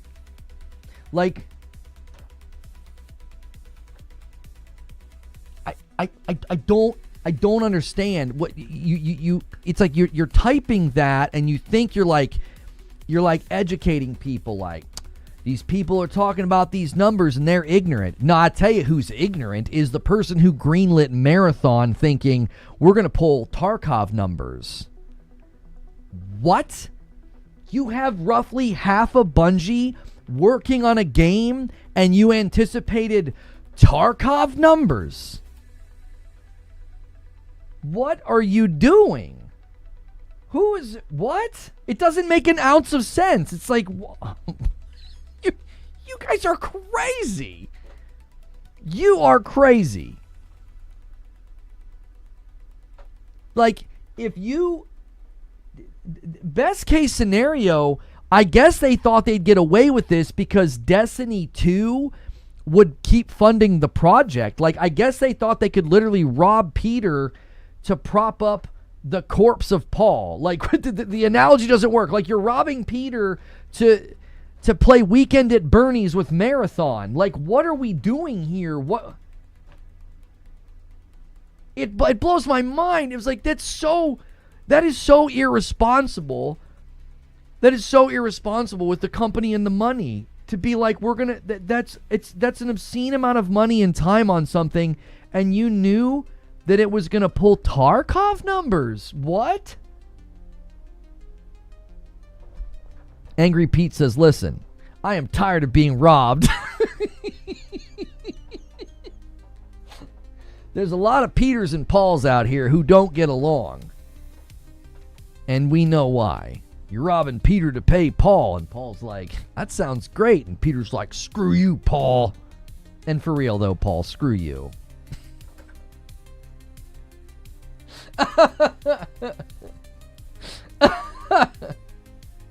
Oh. It depends when they forecasted that. It's been in development for 5 or 6 years. Back when they probably thought they were going to take over the extraction market, but reevaluated the Tarkov now. No, she made it sound like this was the expectation always. This was always the expectation. And I'm like, well, then whoever greenlit this project is a moron. Yeah, that's fine, yeah. Couple hundred employees, 5 or 6 years. It's going to be a couple $100 million to build this, and we think we're going to pull Tarkov numbers. Are you insane? What? That sounds like a passion project. That sounds like a really expensive passion project. Like, I guess you just expected Daddy to keep paying the bill. Like, the Destiny 2 community is your sugar daddy at this point. You're like, yeah, they'll pay. They'll keep paying. Don't you worry. We got these Destiny people on the hook. They can't quit. They can't go play any other game like this. They're never going to leave. Other guy, thank you so much for subscribing over there on Purple. We're right now trying to get a 750 stretch goal. Madam and I are going to just react to gaming news tomorrow. I actually think it'll be really fun. I think it's more fun when we typically do that. We'll do a double header, though. If you guys go for stretch, we'll play more Destiny. I'm just not feeling Destiny 1 right now, and I don't feel like people were feeling it last week anyway. I feel like you guys vibe more when you can come in and like talk with us and joke with us. I think it's more enjoyable, to be quite honest with you. Gaming news tonight's a better segment, I think. Hey, I was right about the 10,000 increase for Season 2. Yeah, for... How long did that last, Kirk? It's 5 whole minutes? You're like, hey, I was right. I was right. For 4 minutes and 22 seconds. Those numbers were looking pretty good. So stupid. Oh my gosh. Kirk, I gotta tell you though, with your math skills, you could probably get a job at IGN. You'd really wow them. They think 6 years is almost a decade, so you to them, they'd be like, what do we got here? A mathematician? This guy here. He's a genius.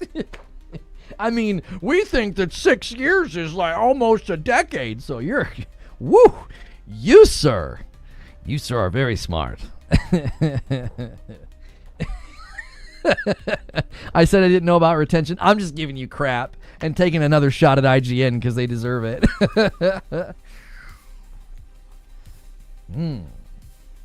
Is there a new game you're playing we can watch tomorrow?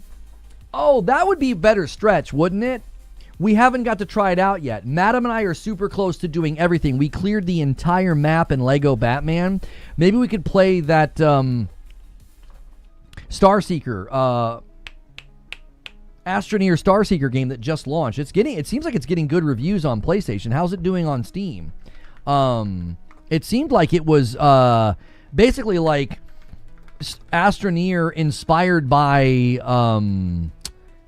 No Man's Sky. Oh, it's not doing well on PC though. Why? A 46%. Oh no. A lot of review bombing people who either refuse to read what they were buying or simply don't understand the words. This is not Astroneer 2. They went in a different direction. Oh. Yeah, its score has dropped pretty fast on PlayStation as well. It dropped from like a 4.7 to a 4. So it had like a nice 94 and it's already down to an 8, like an 80. That's a fast drop. I wonder what people aren't liking about it. And a single comes in from Darth Nihilus. Thank you so much. I don't know why a hype train started on Twitch. One sub is enough, I guess. That's ridiculous. It should only do that when you guys are kind of cooking over there, not just one random sub. That's silly. That's on Twitch, not you guys. I don't know why it's doing that. People were also hoping that they would have single player, but it's online only. Oh. Yeah, I mean, I'd be happy to try it with Madam on Saturday night. I don't think there's really anything else co-op right now. And we are basically completely done with Batman. I mean, it'd be fun to watch us play Batman for a little bit, but there's nothing left to do in the game. We're literally going back and replaying the missions where we missed a couple of collectibles. We got them in every mission except for like 4 or 5, and we did 2 or 3 of them last night. I think we have 2 left. 2 missions were like, we missed like a breakable vase or something. They had a single player tag and people bought the game. Oh, just for it to be an always online multiplayer game. That's a fair complaint. I mean, that's you should leave a bad review and get a refund. Sup Rage, love the shirt. Thank you. If you guys are watching on Purple and you miss my content and miss my shows, we're still rebuilding after everything that happened. So if you want to sub, that's how I do this full time, is because of people subbing and supporting directly. Also, you'll never see an ad on Twitch if you sub. I can't do that for you guys on YouTube, but we are trying to get to a goal of 600 paying members on YouTube. We're at about 550. So, $5 a month is all it takes. And you get into the Discord, you become a part of what we do. That's all it takes is $5 a month. And you're into everything extra that we do. So, yeah, if you guys go hard for the stretch goal, I guess we could check that out tomorrow night. I don't know if there's any other co-op games for us to play that came out recently. There's been just a stupid amount of games coming out, but that was the new co-op game we were going to check out, was the Starseeker. Anyways, we got to get back on topic. How about a joint venture between Bungie and NetEase, the creator of Destiny Rising, working together on Destiny 3 console, PC, and mobile? My basic take is, if we zoom all the way out, and I stop giving specifics about what I think they should do, I think Destiny 3 should be made. You just need to figure out how to lower operational cost and production cost to get there. Come up with creative ways, creative solutions, outsourcing, relocation, partnering with someone like NetEase. I don't know. Something. Are you planning any kind of event at 600? Well, we've hit 600 before, and we celebrated with like an IRL stream for members in my backyard. I'd be happy to celebrate every time we hit one of those milestones. It's just that we always kind of hit 600, then we always slowly slide back to about 550. We've been doing this for about 3 years. The YouTube culture is just very different than Twitch. Folks on YouTube are just like, they're like, nah, I'm not doing that. I'm not doing a membership. It's just, I don't know. They'll go and support Patreons, which is weird because that's offsite. And people on Twitch have always been very quick to do like monetized subculture, like subbing to a streamer and supporting the streamer.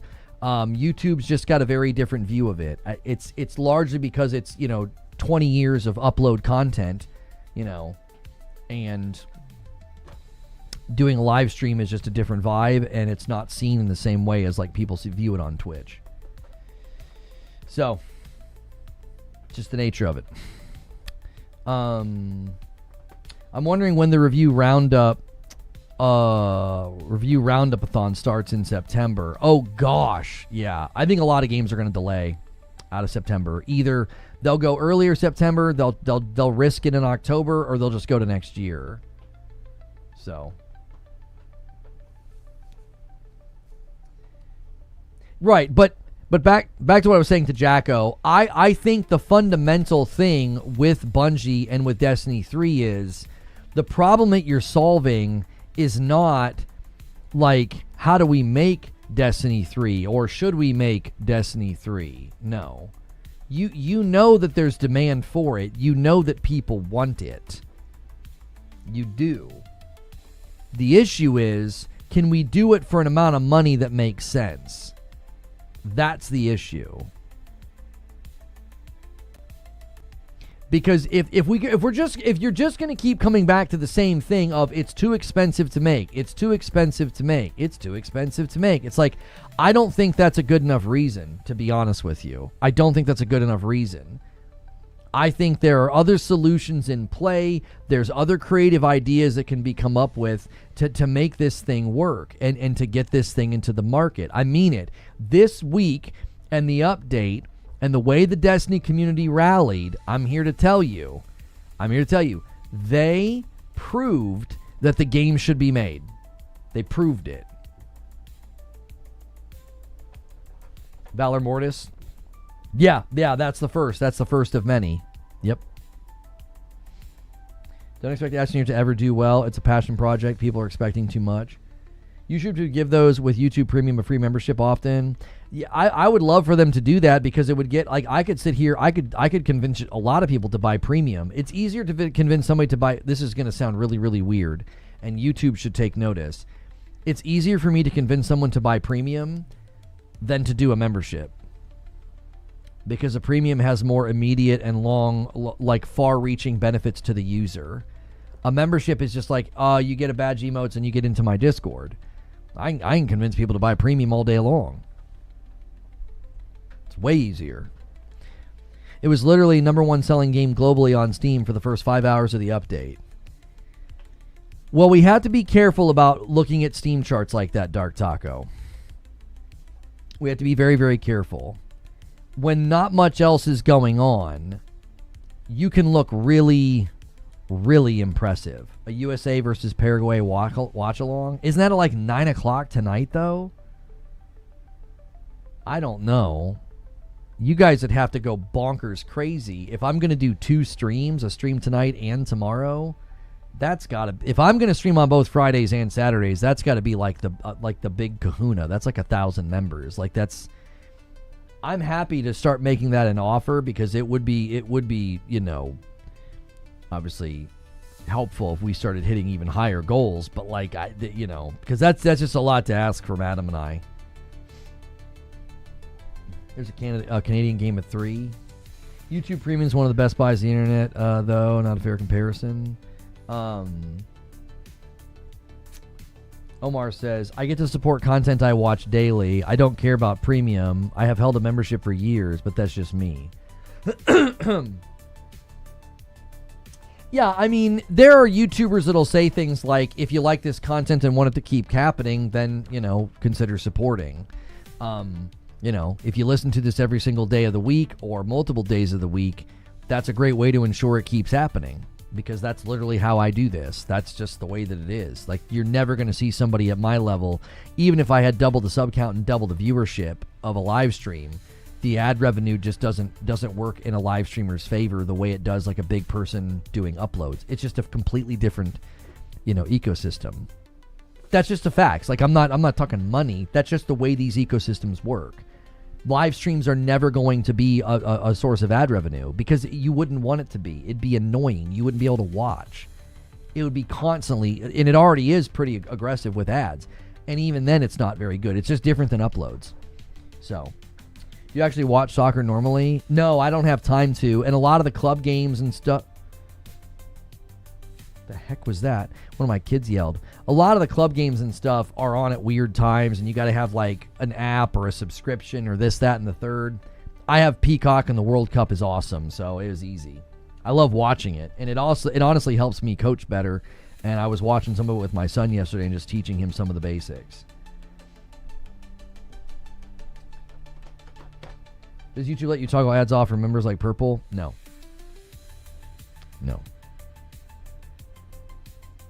I cannot incentivize it. I can't be like, oh, if you guys hit certain member thresholds, I would turn them off. I can't do that. I can't. It's certainly something that a YouTuber would consider, though. If there was a YouTuber named Bob, and Bob had 1,000 paying members, Bob would probably turn ads off on his streams. I bet you Bob would do that, because Bob would be like, yeah, we don't need to do that right now, right? We don't have that luxury. I'm not Bob. I'm Lono. You need the Lono cam for that one? Yeah. The number did cost way more to keep doing Destiny 2. Well, and that's why they started losing money on Destiny 2, right? That's why they started losing money on Destiny 2, because they weren't feeding Destiny 2 as much talent and bandwidth. And the minute they did that, you could feel it in the ether. Like the Destiny community was like, I don't like this. This is boring. This is copy paste. This is too samey. The quality in the game went down. Right? As soon as they started seeding other projects with talent from Destiny teams, you know what I mean? Like, they hurt that game. And so the minute it started generating less revenue, they were in a bad spot. Maybe move the headquarters for Bungie out of Bellevue, one of the most expensive cities in the U.S. Also seems like there was a lot of bloat inside of Bungie. I think both of those things need to happen. Yep. For real, the content got boring immediately. You could tell it right away. Mm-hmm.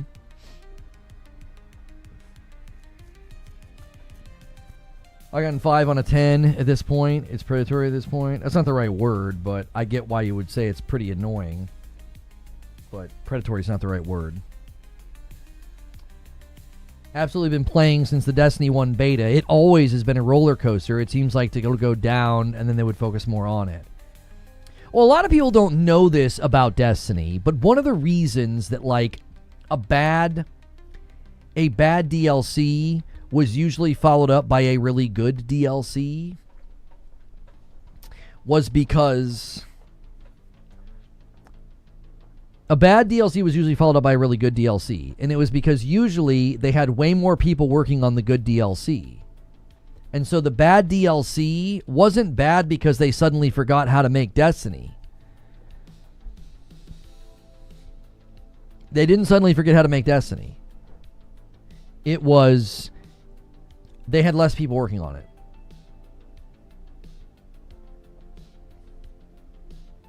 Yeah, it is. They are predatory for my money, so they make non-premium as bad of an experience as possible. That's 100% predation. You're hijacking the word predation. That's not what it means. You're voluntarily coming to a platform. You are choosing to come to a platform on your own and consuming content, and they're putting things in the way of that content. They're being disruptive. That's not predatory.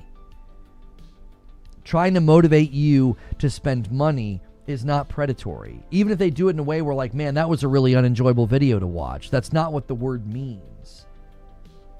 To be predatory is to literally take advantage of another person's weaker state.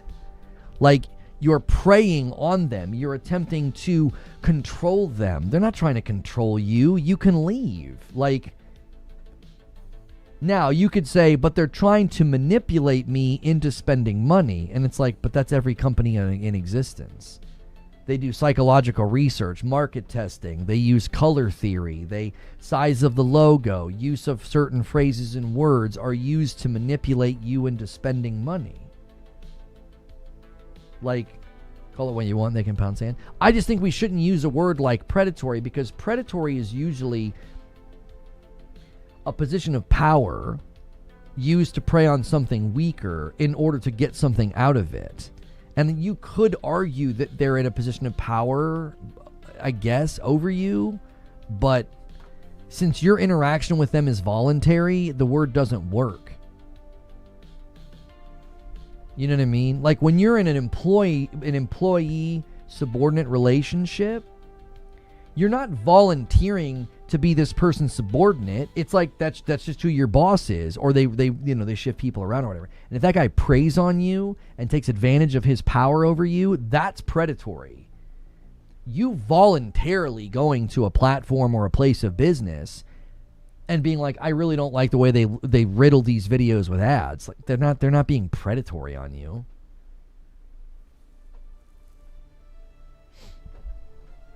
It's not voluntary at all. It's one of the biggest streaming platforms and video platforms in the world. Yeah, and you could completely abstain from using it or consuming content on it. No one's forcing you.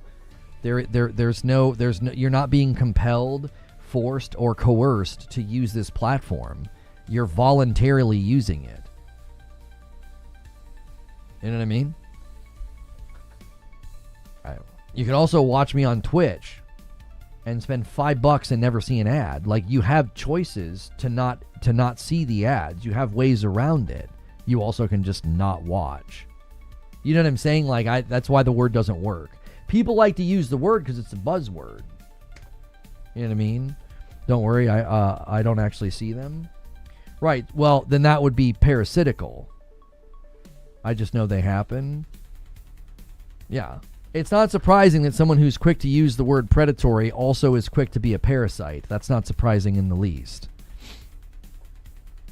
Taking advantage of an edifice of entertainment and not contributing to the actual monetary forces that keep it running. That's not surprising at all.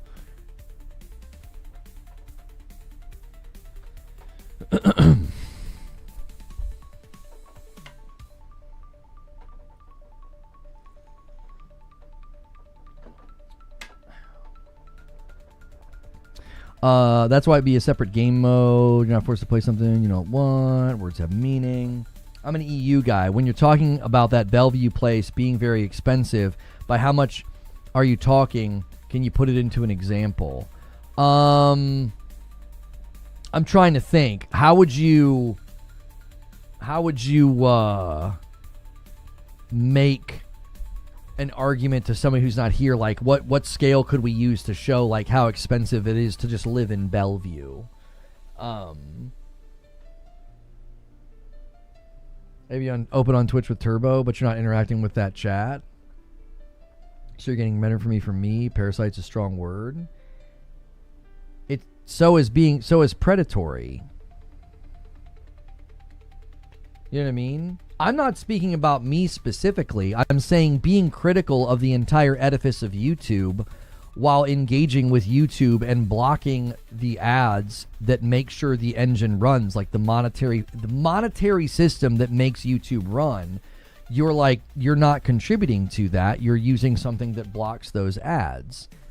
To then get sanctimonious or self-righteous about them being predatory, it's just like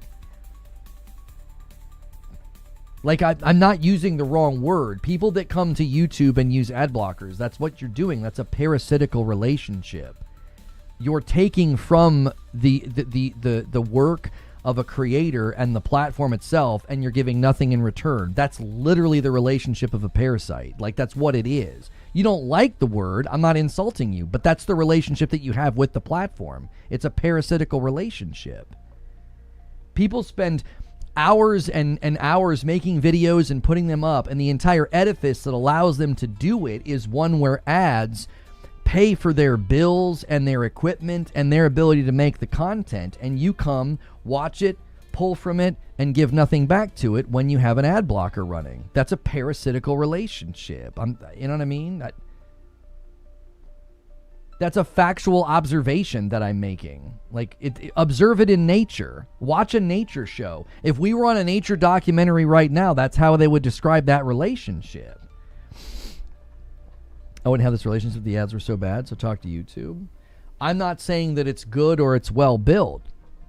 We've done our absolute best when we make videos to keep it to an absolute minimum. Kage Williams says low income rates in like Ohio are 36,000. In Bellevue, it's 116,000 for a fam. I don't know if that helps you, Marduk, but like, so Ohio is like one of the more low income, low cost of living states in America. Like, it's where I'm originally from.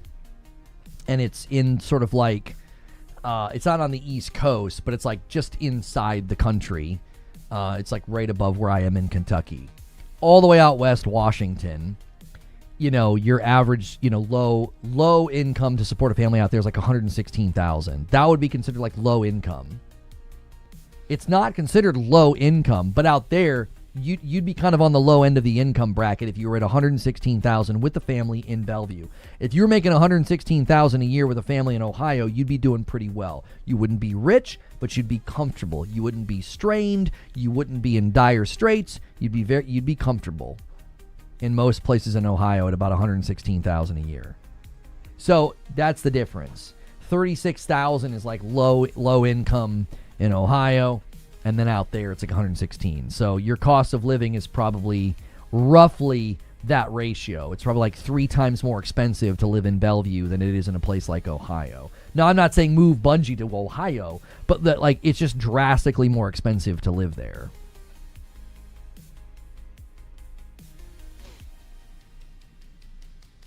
I can't even watch Twitch because of how bad the ads have gotten, and Turbo doesn't offer enough to make it worth it. Prime nowadays is near worthless because of Amazon. Yeah. I'm never going to sit here and argue that, like, the value transmission is fair. Like, you're not getting bludgeoned with ads. I'm never going to argue that. But, unfortunately, that's what we have to deal with, which is why I've always said direct support of a channel is the best thing to do. Direct support. If I get consistent viewership and consistent direct support, a lot of that stuff we can. If you go and if you watch an upload on my channel, it is significantly lower in that saturation than others, and we're not even at a place where we should probably be doing that, but it's what we do.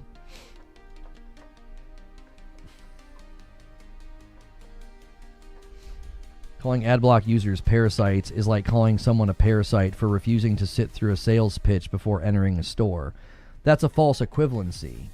A sales pitch before entering a store is not how the store makes its money. The store makes its money by you buying things. So if you went into a store and you stole something, you got the value of what they offered for free, you would be a parasite of that store. When you come to YouTube and you consume the content for free, and that the video makes no money off of you, it's not getting the money for the value transmission of how it's been built. Your analogy doesn't even work. A sales pitch before going into a store doesn't generate any money. You buying the product does.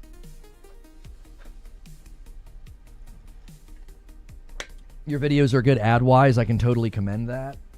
Listen, the problem with this topic is there are guys like me that are very cognizant of it, and we keep them at an absolute minimum, but you're still going to run the ad block. Then there are the channels that go crazy, and they're hyper annoying because they can afford to be, because they're enormous. Their volume lets them be reckless with it. And then justifiably you feel like, I can't even consume your dadgum content. There's too many ads. Like, I get it. Before I had premium, I couldn't believe it when I would watch some videos. I'm like, this is absurd. But when they have a really large channel, yeah, that's an advantage that they have. So.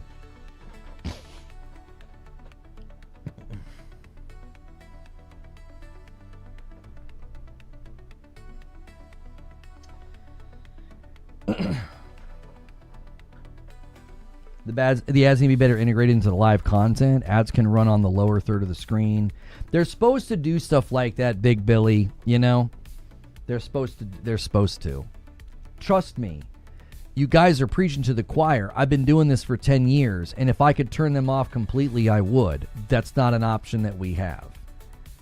So when someone's like, "Oh, I watch your content, but I run an ad blocker," it's like, okay, thanks, I guess. Like that doesn't help me.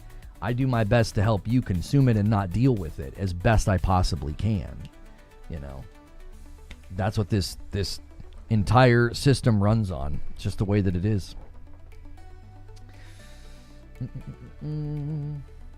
The information is public. Put it behind the paywall. Yeah, that wouldn't work. You don't know what you're talking about. You can't just put it behind a paywall. I thought Twitch was going to do something like that, and then it didn't. Ask that guy if he would like to go into work and not get paid.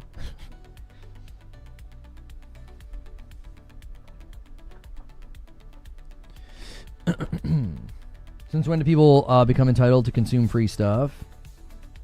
Well, part of this is on YouTube because it didn't used to be that bad. So, like, if you get accustomed to something and then all of a sudden they start doing that, it would kind of feel like when you go to your favorite restaurant and then all of a sudden they're like, yeah, we have to start charging you for napkins and water. You'd be like, what the frick?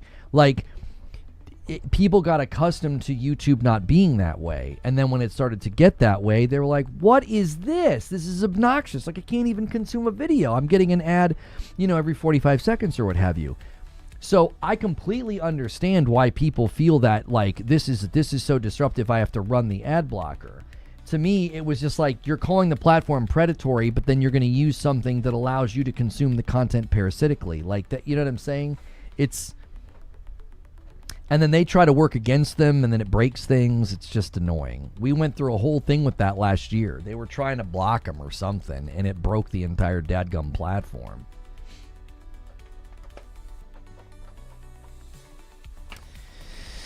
So, we're all in this together. We are. We're all dealing with the same things. It's frustrating. Nobody likes it. You know what I'm saying? Like I said, direct support is the way, because then a lot of that stuff can be, like I said, I turn it off for people that sub on Twitch. You never see them over there, so you sub there, right? Over here, I don't have that luxury. The support over here is mostly gifting. And it's like, I'm saying that would be counterproductive. Which is why I said I'd happily sell premium. I'd happily convince people to buy premium if it gave them a sub to the channel, because then I feel like they would be getting a really, really good deal and they'd get a really, really good experience. Because that's what I want as a live streamer. I want you to have a very good experience.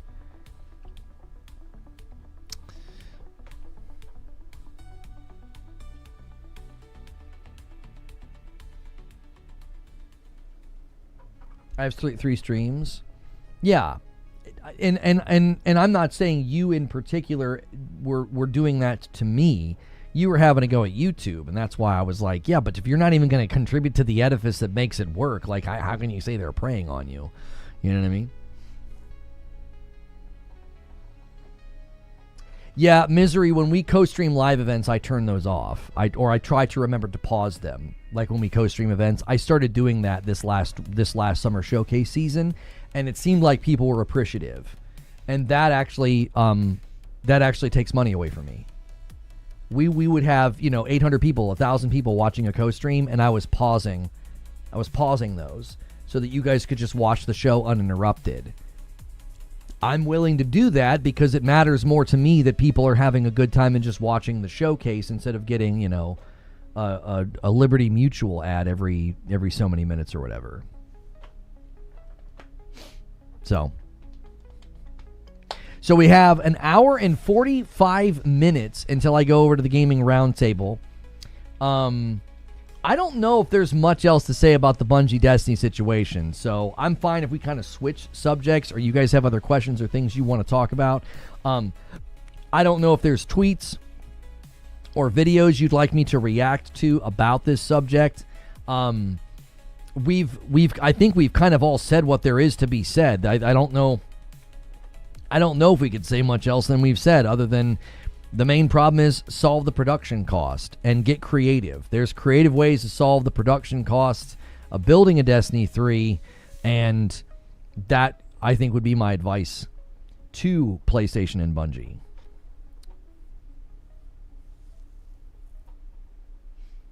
Do you get more from Twitch or YouTube? I have Twitch Turbo and YouTube Premium, but I would like to support you. I mean, the best way to support is to watch every day where it's most convenient for you. So whichever platform is the most convenient for you, just watch there as much as you can. If you can go beyond that and do direct support with a membership, that's the second thing. So first order of business, you watch wherever is most convenient for you and do that as much as you possibly can. That helps me grow, that helps me have better reach, that helps everything. So, have you been eyeing the tweets and videos of the deeper dive in a few of the games that were showed off at Summer Game Fest? Xbox Showcase, State of Play, Stranger Than Heaven surprised me. I've seen some clips of Stranger Than Heaven, and it seems like it's a little spongy, people were saying. So, if you want to have a deeper look into some of the dev costs, check Mark Noseworthy's Twitter. He showed and talked about. I don't have any interest in what he says. Is your Patreon still up or some legit direct support? The tip command is the most direct way. That's the most direct way. What's your honest opinion of Marathon? I think Marathon is a niche product that should have been built by a smaller studio for a lot less money. I don't think the product itself is bad. I don't think it has broad appeal. They didn't make, it's not like you play the game and you're like, this is crap. Now, there's error messages and stuff happening, and glitches this season especially. But the product itself is not that it's bad. It just doesn't have broad appeal. It's just a very narrow product. Strider with $20. I can't watch it every day anymore. I'm here when I can. Your show has got me through some rough time. Thanks, Leno. Well, that's very generous. Thank you for the $20 super chat. I mean it. The best thing to do for a channel like this or a Twitch channel like this is just be here as often as you can and watch where it's most convenient. It doesn't matter to me where you watch, And then direct viewer support is the next thing that we really consistently say is how we do this. That way I don't have to sit here and bludgeon my videos and you guys with ads. I'm not going to do that. I've refused. Listen, Creature will tell you, I held the line for 2 years and wouldn't even run ads when I was live. I wouldn't do it. And then we started getting punished in the algo. If you don't run them, they don't do anything with your video. So I have to run them. I don't have a choice. I run them as moderately as I can, and that's it. The design of Marathon just bores me. I don't know what it is. I just fall asleep when I play it. Picking the right projects has been an issue for game-as-a-service games all gen. Sony's very guilty of this. I think looking at games as a service, the reason they misfire is because they only see successes, or I should say it this way.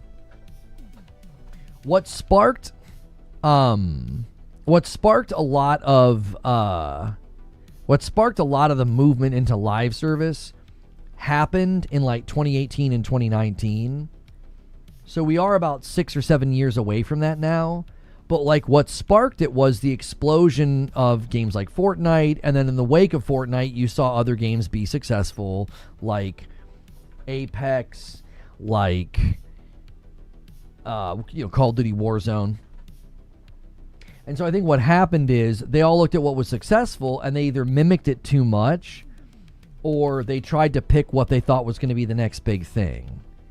And I remember when we kept seeing trailers for extraction shooters, I was like, oh, I think they think extraction shooters are the next gold mine. That's the next frontier of live service. So they all started putting their eggs in, those baskets. I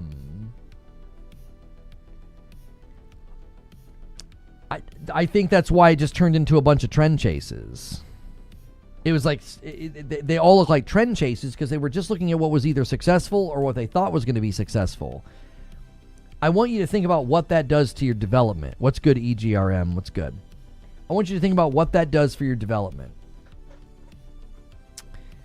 If you're just making something because you're seeing it popular and being successful, or you're making something because you think it will be successful, what do you think that does to your creativity and your creative process and all of that?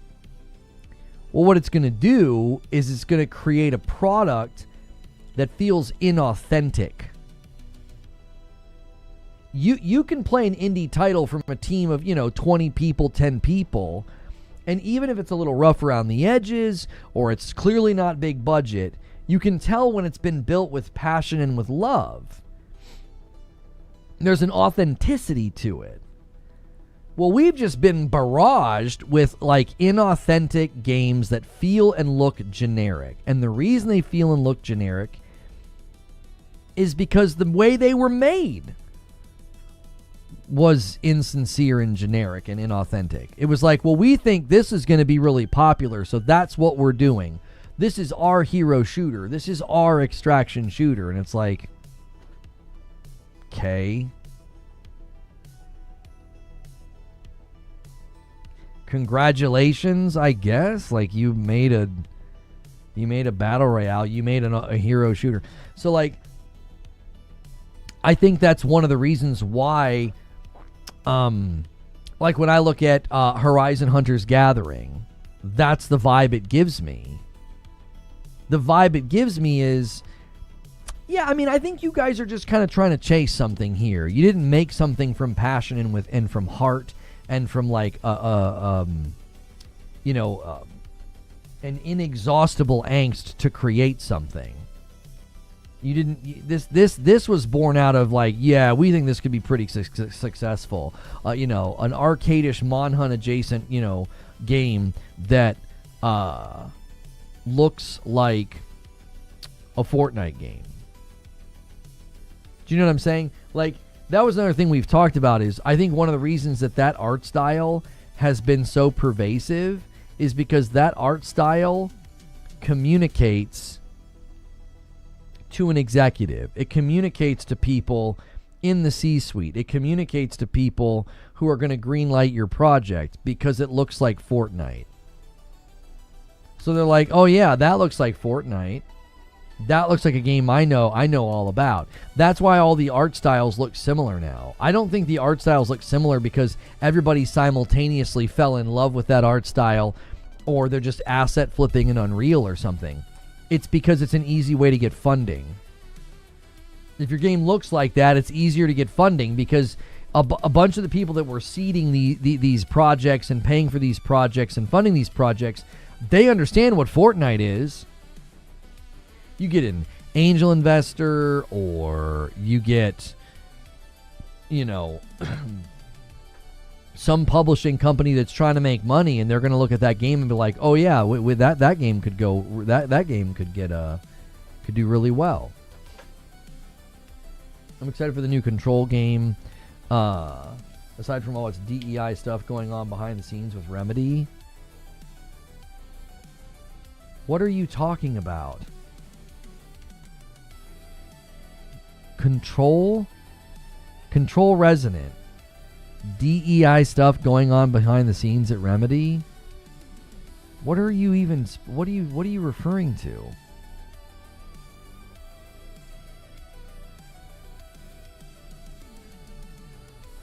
I refuse to believe that Marathon was anything but money laundering. I don't think it was money laundering. I think that personally, I think that Marathon was just a mixture of things. I think it was the Bungie hubris. I think it was the we can do no wrong. I think it was a lot of those things. I do.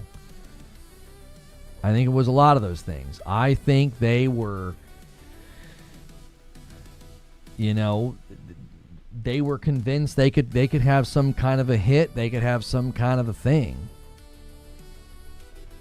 And if they honestly thought that it was if they honestly thought it was only going to make that amount of money or it was only going to get those amount of players, then I think somebody's really, really bad with finances.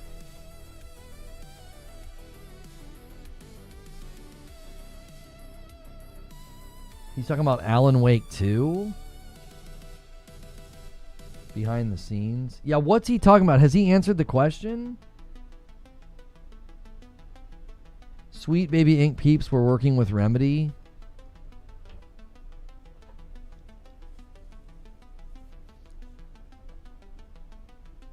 They were working with Remedy on Alan Wake 2. Okay. I need you then to pinpoint what the issue is with Alan Wake 2. What's the issue with it? What's the problem? What evidence do you have that they hurt or harmed that game?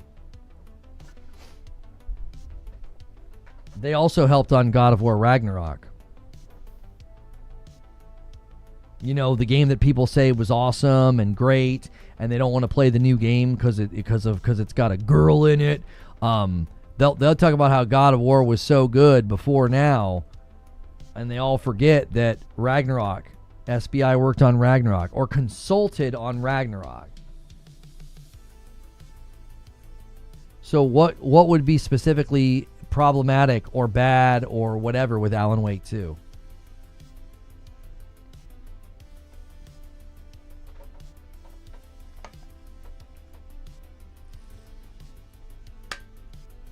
Hopefully the sun didn't set in the game and the sky turned a little purple. You know what I mean?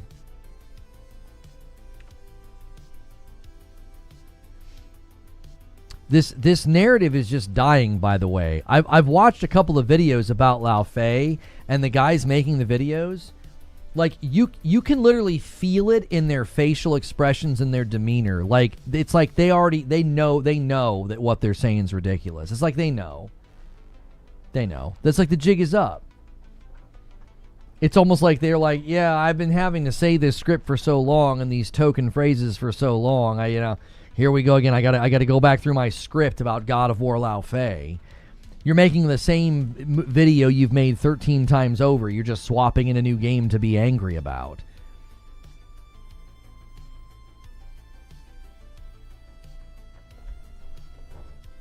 Where has he given any examples of how Sweet Baby Inc. hurt Alan Wake 2?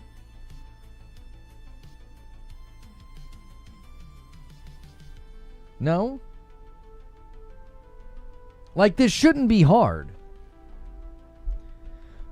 This shouldn't be hard. There are things that got put into Dragon Age the Veilguard that I can pinpoint and describe, and I can argue, I think rather well, how those things were stupid. I've done this before. I think the top surgery scars in Dragon Age the Veilguard was stupid. I think that's a modern day self-insert that doesn't belong in the game. I think it's idiotic. I think that, you know, the Tash character was so poorly written, and it was such an obvious self-insert, and it was so preachy and cringy, it was terrible. They inserted a bunch of evil white men lines and opinions. I love Remedy games. I'll be playing the new God of War, but I'm not spending my money to have someone else's beliefs. So it's your opinion that Alan Wake 2 was espousing beliefs? It was you believe that the viewpoint of Alan Wake 2 was that what? That white men are evil?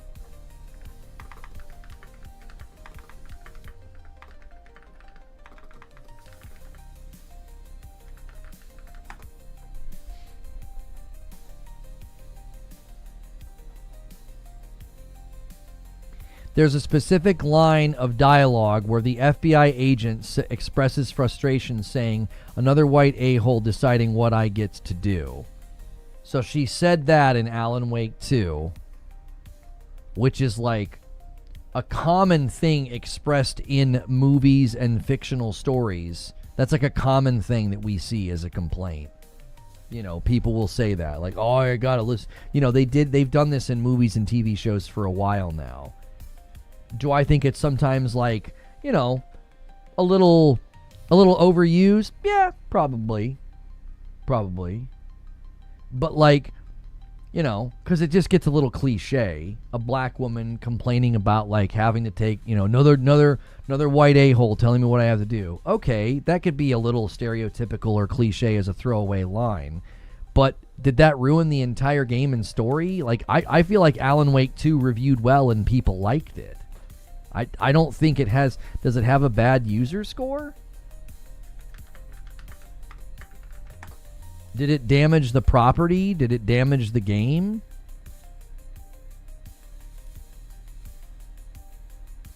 Oh, they did that stupid Epic deal. They shouldn't have done that. It's not on Steam. It has a 4.6 on PlayStation. It has a 9.2.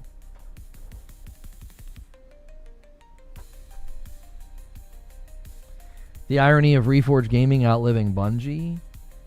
I don't think we should celebrate if a bunch of people lose their jobs and the studio closes down. Most of the people that are going to be hurt by the restructuring of Bungie had nothing to do with me. It's absolutely not true. Who's Kyle Rowley? So it looks like this is something maybe that got spread that isn't true. The prevailing theory is that if it weren't Sweet Baby, Saga Anderson would have been portrayed by a white woman. Is that true? Well, it's impossible to say, but does it matter? Melanie Liver did a great job in the role. Kyle Rowley says it's absolutely not true. Let me describe a situation to you guys that I believe will make some of this make sense to people that they're claiming that this is pattern recognition, and they're claiming that men in video games are being replaced by women. Okay? I believe they're detecting a pattern, but they're misfiring on causality. I believe they're also misfiring on intent. So allow me to make my point. Do you guys remember when the Killmonger hairstyle kept showing up in video games and it started to look a little cringy? It was like, is this the only hairstyle you can give to a black man? And I made the observation that I think a bunch of people that work on video games went and saw Black Panther and thought, Michael B. Jordan looks so cool in that museum with his denim jacket and his hair and his glasses. He just looked dope. He did. He had like a whole vibe going on in that scene, and it all got baked in. They were like, we should give our guy that haircut. That haircut looked dope. And then what happened? All the games come out 4 or 5 years later, and all of a sudden we have a bunch of black male leads in video games with the same haircut as Killmonger from the Black Panther. Now, I see no ill intent there. I see no ill intent. I think it was an emergent property, and you can blame it on how good Michael B. Jordan looked with that haircut. If he didn't look so fresh, then it wouldn't have happened. So it's his fault. I'm kidding. But it was an emergent thing. I don't think there was ill intent.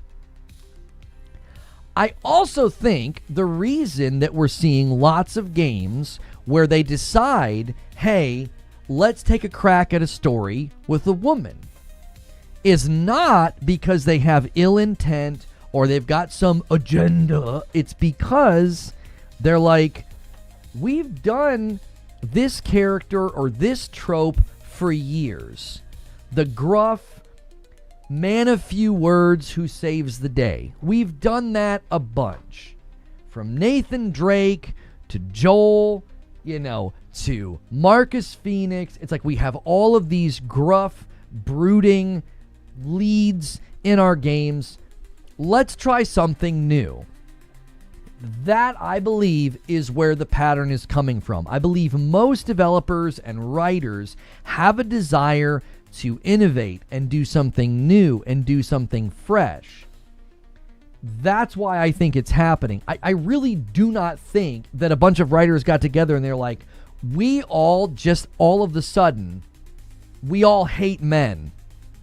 So men are out and the ladies are in. Like, I think, yes, there are probably some people that have that viewpoint. They are very toxically feminist. I believe there are people like that. I've interacted with people like that. I don't think that's the majority of the people on these writing teams. I don't think that's the majority of the people who are in a directing position in these games. Do you want to know how I think that and know that? Because they wouldn't have worked on the games they've made all these years for all that time, fostering some deep-seated hatred for men. Like when they were making Nathan Drake and Joel, where they're just like, let's just freaking hate this. Men. Ugh. One day I'll get my way. I don't think that was happening. I just think it became very stereotypical and very sort of like, we've kind of done this before. Let's try something new. I think that's what's happened. I do think there are times where you do have like a toxically feminist person who pushes forward the idea that like men are bad and we're sick of men, and we know Disney did the whole like if it's male and pale it's stale, and it bit them on the rear end, and we're getting back to more traditional storytelling and more traditional male leads. And not that we had really that much of an absence of it, but it definitely didn't work because the target audience tends to want to see strong guy win. Strong guy, pretty girl, they're together, win. Save girl. They, like those elements of storytelling are never going to go anywhere because people like it. Like it's an enjoyable story. You like to see yourself in the story. You like to think that you'd be that brave and honorable and that strong, right? So that's what I think it is. I think a lot of this is literally the Killmonger haircut, and you guys are all acting like the Killmonger haircut. There were people that were really angry. I get it. Black guys especially. Y'all have had it rough for a long time. Your hair has never looked great in video games. Very rarely looks great in video games. It's like you got to choose between bald, afro, and like maybe braids if you're lucky. They're getting significantly better at it. The texture, the feel, the styles, they're getting much better at it. There's been a handful of games that have come out and I look at it and I'm like, that looks like real hair to me. And it's not just like the typical like long flowing hair that we see. It's like, no, that looks like real hair. It's got texture and it's got shape and things and all the different ways that it's styled. So they're doing a better job. Now, if somebody looked at the Killmonger hairstyle situation, I would have been like, well, that's racist. It's like, well, no. It was literally just an emergent property. I don't think there was ill intent. You're good-natured, and I respect the fact that you want to strongman their position, but I believe it is more nefarious than that. I believe it is nefarious infrequently, Revzilla. I believe it is nefarious and an infrequency. Like yes, I think there are times where it's been a little nefarious or been way too self-insert. I think that Dragon Age the Veilguard's the clearest example of this. It was extremely self-insert. It was like, this is stupid. This shouldn't be in the game. This is bad. I think most of the time it's not like that. I think most of the time it's just like, yeah, we wanted to tell a new story, so we thought this character or this person would be cool. It was like going from Selene in Returnal to Arjun in Saros. You go from like a middle-aged woman that wants to become an astronaut to Rahul Kohli. It's like they're very, very different. It's like I think there's literally just, I think a lot of the times too in creative process, maybe I understand this more because I'm creative and I write and I think about writing and I think about stories and I've studied the art of storytelling. A lot of the times creatives and authors, they run to the juxtaposition because it's a shortcut to feeling new and fresh. It's a shortcut. So it's like, well, last time we told a story about, a short guy in Queens that was down on his luck. Well, now let's tell a story about a woman in California. Like, it's like they're going to go complete opposites, right? The juxtaposition feels like immediately fresh and new and exciting. If you actually listen to interviews that Cory Barlog did about God of War and the mythologies that they wanted to do, the studio literally like voted and they didn't want to do the same mythology 3 times, like 2018, Ragnarok, and a third game. They didn't want to live in that mythology that long. It was going to get boring and old to them. So they decided they were only going to do 2 in that mythology. I think that's part of the reason why we're getting God of War Lao Fei. But what do we get? We get a bunch of angry, maulding, seething content yelling about that game, and it's like, I don't think there's some agenda with Lao Fei. They got Deborah Ann Wall for crying out loud. Like, what are we even talking about? Do you see what I'm saying? The pattern recognition is leading people to what I think is a non sequitur. Like, it doesn't logically follow. Just because you've deduced a pattern, you can presume intent and causality. It's like you don't get to presume those things. You should listen to the interviews. You should listen to developers talk. They were planting seeds inside of God of War 2018 for this moment, which means while they were actively building God of War 2018, the rough, gruff, manly game everybody says they love so much, most of these guys have self-reported and they haven't actually played it, which is entertaining in its own right. But while they were making that rough, gruff, manly game, they were planting seeds for God of War Lao Fei. Isn't that interesting? So is this reactionary? Is this reactionary? Is this an agenda? I don't think so. I don't think you'd be actively making God of War 2018 and planting seeds for a future game with Faye. Like, yeah, we can't wait to stick it to these guys with the girl. Like, no, that wasn't the goal. The Lao Fei actor looking hotter than Faye is the issue? No, it's not. That's a complete misunderstanding of lighting, and it's actually an enormous self-report about what people think about beauty. There are multiple shots in the trailer where she looks great and she looks pretty. You grab a screenshot of her mouth hanging open, and she's disheveled because, she just died, and people are like, oh, she looks ugly. No, she doesn't. She looks like Deborah Ann Wall. There are great side-by-sides. I have posted a picture, and I've shown it here, and I've completely falsified the claim that they, intentionally made her look ugly or something. That is not true. She looks Deborah Ann Wall does not look drop-dead gorgeous in every scene in Daredevil. These are literal side-by-sides from screenshots of her in TV shows, not a photo shoot where the lighting's perfect, the makeup's perfect, maybe even it's been touched up and airbrushed. This is what she looks like. This is what the woman looks like. People bellyache and cry and moan about how, the actor looks different than the person in the game. This is the most one-to-one I think I've ever seen it, except for maybe Lance Reddick in Horizon. This is like one-to-one. Like, she's in the game. That's just her. That's what she looks like. And yes, context, she's going to get dirty, sweaty, and bloody. Yeah, that's going to happen in the game. Like, the guy that plays Wolverine is going to get dirty and bloody and muddy in his game. He's not always going to look like his headshot either.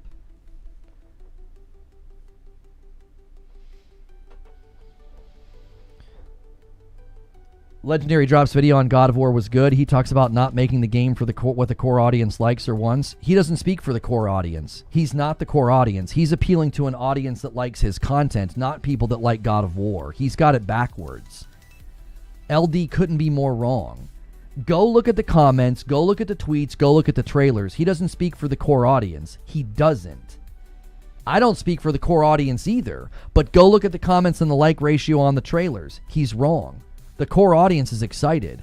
Anybody who played God of War 2018 or God of War Ragnarok and actually liked the story and enjoyed even the cutscenes with Faye, they're excited. They're like, this is cool. This is dope. They've watched the interviews. They're like, oh my gosh, maybe Faye blew the horn. Oh my gosh, maybe Faye and Kratos were actually interacting at different points in time in 2018 in Ragnarok, and those touch points are going to be in Lao Fei. That's really cool as an adjacent storytelling mechanic. He is the core audience of the industry? No, he's not. No, he is not. Being a successful YouTuber doesn't mean you're the core audience. I hate to break it to you or anybody else who watches content on YouTube. You're the minority. You're nothing in the grand scheme of things. Even if a video gets 1 million views, do you know how many people have bought God of War over the years? It ain't 1 million. It's way more than that. And if you think your channel, if you think your hundreds of thousands of views is the core audience, oh, brother, do you need to be humbled. The audience of God of War and gaming is so much bigger than the drop in the bucket globally of the people that consume angry YouTube content.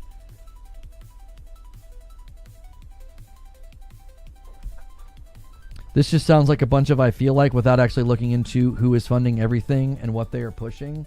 Factually trot out how people are being funded and driven to do agendas with a game like God of War Lao Fei. Prove it. The burden of proof is on you. Compel me to your side, because nobody ever has. It's just a bunch of seething and yelling and screaming about agendas, and then I've never been compelled to the side that like, yep, God of War Lao Fei, yep, is totally agenda driven.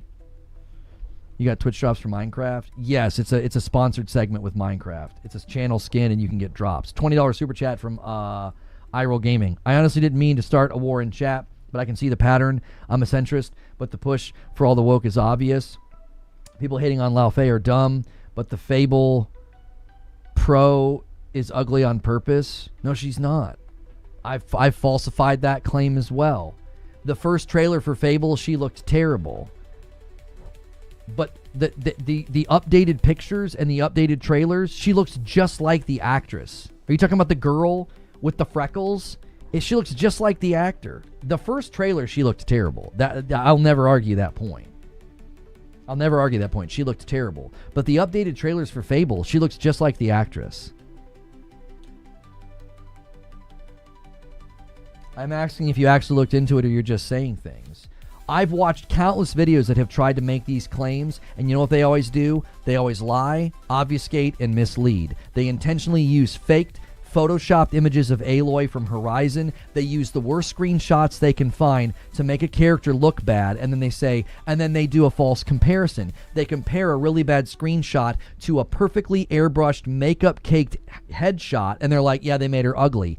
It's dishonest, so I reject it. False in one thing, false in everything. That's a legal principle. If you're going to trot out your argument with fake pictures, photoshopped pictures, intentionally bad comparisons, a form of argumentative fallacy called stacking the deck. So you take the worst screenshot possible from the video game and the best screenshot possible or headshot possible of the actor, and you compare them. False in one thing, false in everything. You're dishonest, and I don't trust your argument or your videos. You're not making a decent, integrity-laden argument. You're being dishonest. So from the beginning of the argument, I'm like, I don't trust anything that you're saying because false in one thing, false in everything.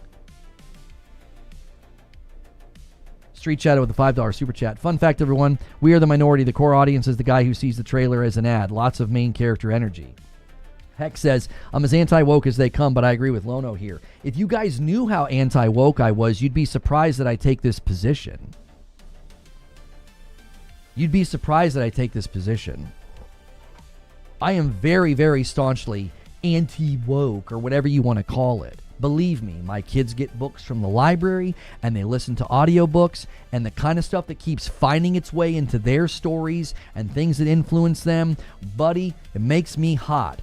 But in this space and in this time, I look at gaming, and so much of this narrative is driven by bad actors and bad faith arguments and intentionally bad comparisons.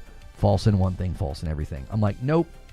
Make the argument logically, reasonably, and factually. If you've got to use Photoshop pictures of Aloy, if you've got to use bad screenshots from the video game, you can take a frickin' walk. I'm not going to be compelled at all because you're being dishonest. Your argumentative tactic is dishonest. And it's like, I'm out. I'm not compelled.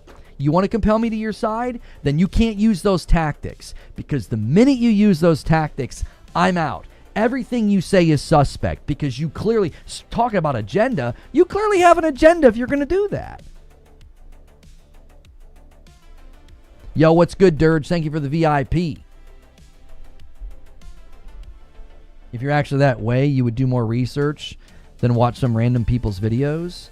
If you've been compelled to believe that this is happening, then tell me what compelled you. What evidence? Compel me to your side.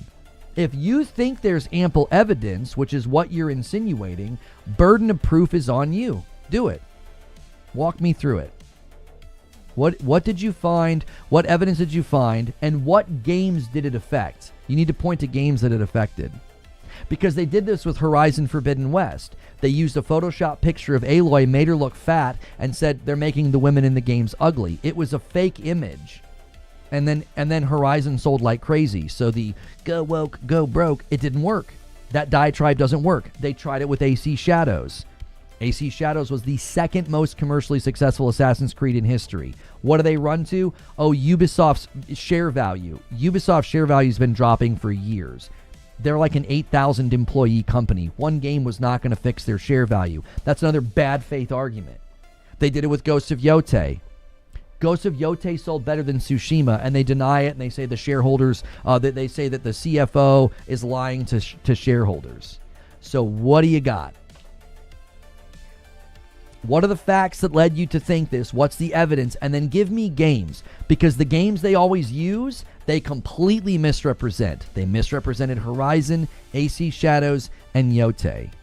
And yeah, they want to dance around and celebrate Concord. They didn't have anything to do with that. Or Dragon Age Veilguard, they didn't have anything to do with that. Those games failed by their own right. They tripped on their own shoelaces. Crispy Bow Guy with 57 months in the VIP. Dudes thought Lara Croft was hot with a triangle chest, and we can use real women as models, and they're all ugly. It makes no sense. Looking to Alana Pierce, who's a writer for Santa Monica, and what she's been trying to push. I'm very familiar with Alana Pierce. I don't agree with her on a lot of things, politically and socially. We do not align. I don't agree she's pushed anything. Tell me what she pushed. What did she push? What did she push? What do you think she pushed? Like, what do you presume is going to be in Lao Fei? What's going to be in Lao Fei? Funny enough, this is really interesting about Lao Fei. It seems like they're setting up Lao Fei to have Fei significantly orbiting around the fact that she's a wife and a mother. That's weird. It's almost like her identity is grounded in something more traditional. It's just weird to think about. Like, the entire crux of the game and the entire storyline of what she's been jettisoned into is within a context of she's a wife and a mother. So much of her story is going to continue to orbit around Kratos. How is that? What do you think Alana's going to push? She helps write for Faye, so what do you think she's going to push into the game?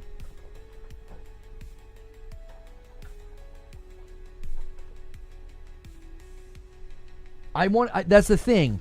Whenever we get into this story, whenever we get into this discussions, I'm always like, where are the facts? Where's the evidence? And what games have been affected? Okay, never mind then. You actually know these people and just want to hand wave them? There's no point.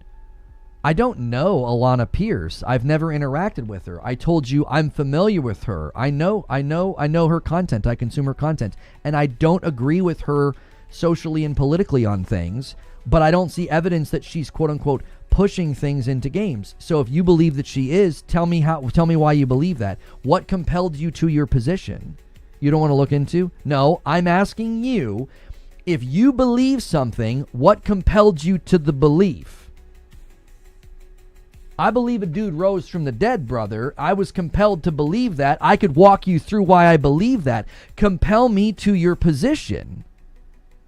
What makes you think that Alana Pierce is pushing something in Lao Fei, for example? Walk me through what made you believe that. There's got to be something that you saw, read, heard. What's the factual sort of like evidential process that brought you to this conclusion? I'm not friends with her, and I don't align with her on as a world, as the way that we view the world and our belief systems. I don't align with her. But I'm also not worried she's pushing things into games. If you think she is, then walk me through why you think that.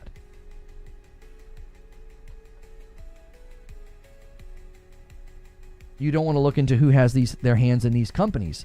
Tell me who does. Who? What are you talking about?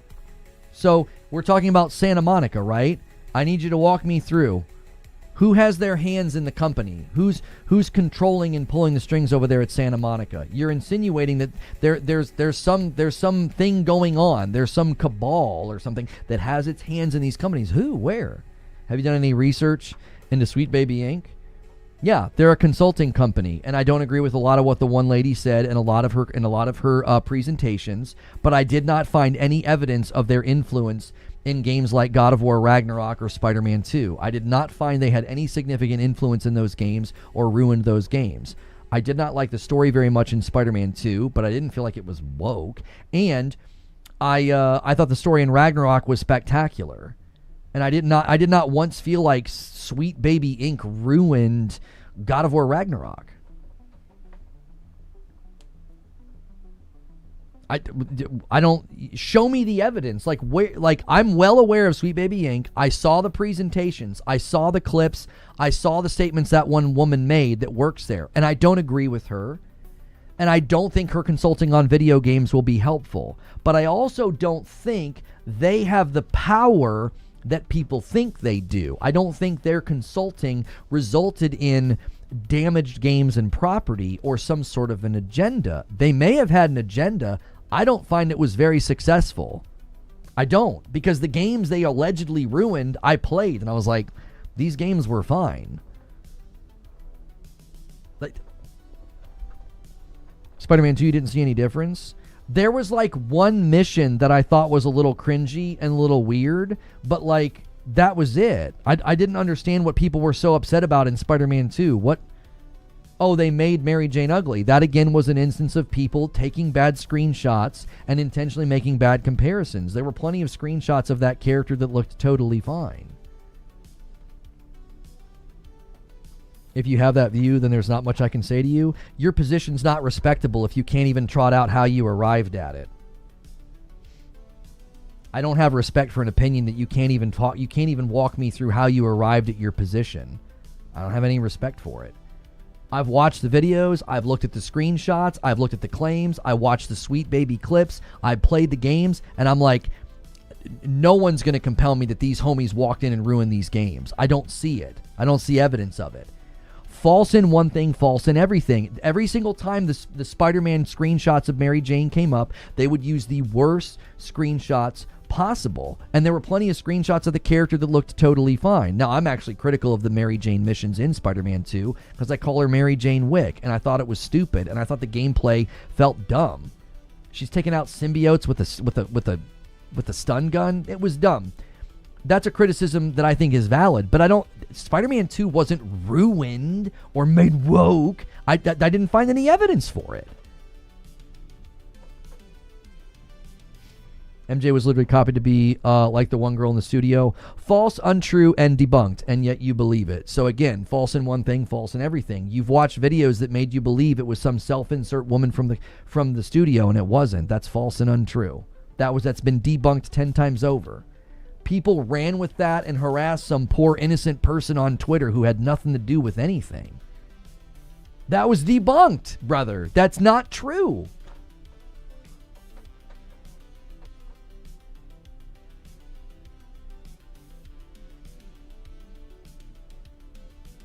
If you can't walk me through all the evidence and all this influence, I'm going to tell you what it is.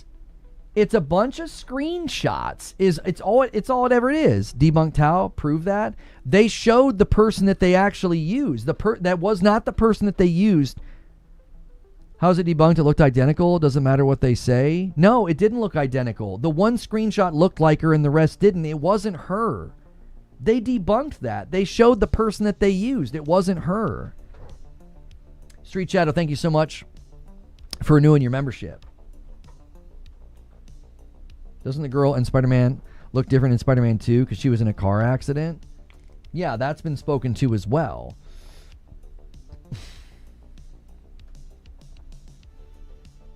She didn't look like her actor. This has all been spoken to. This has all been spoken to.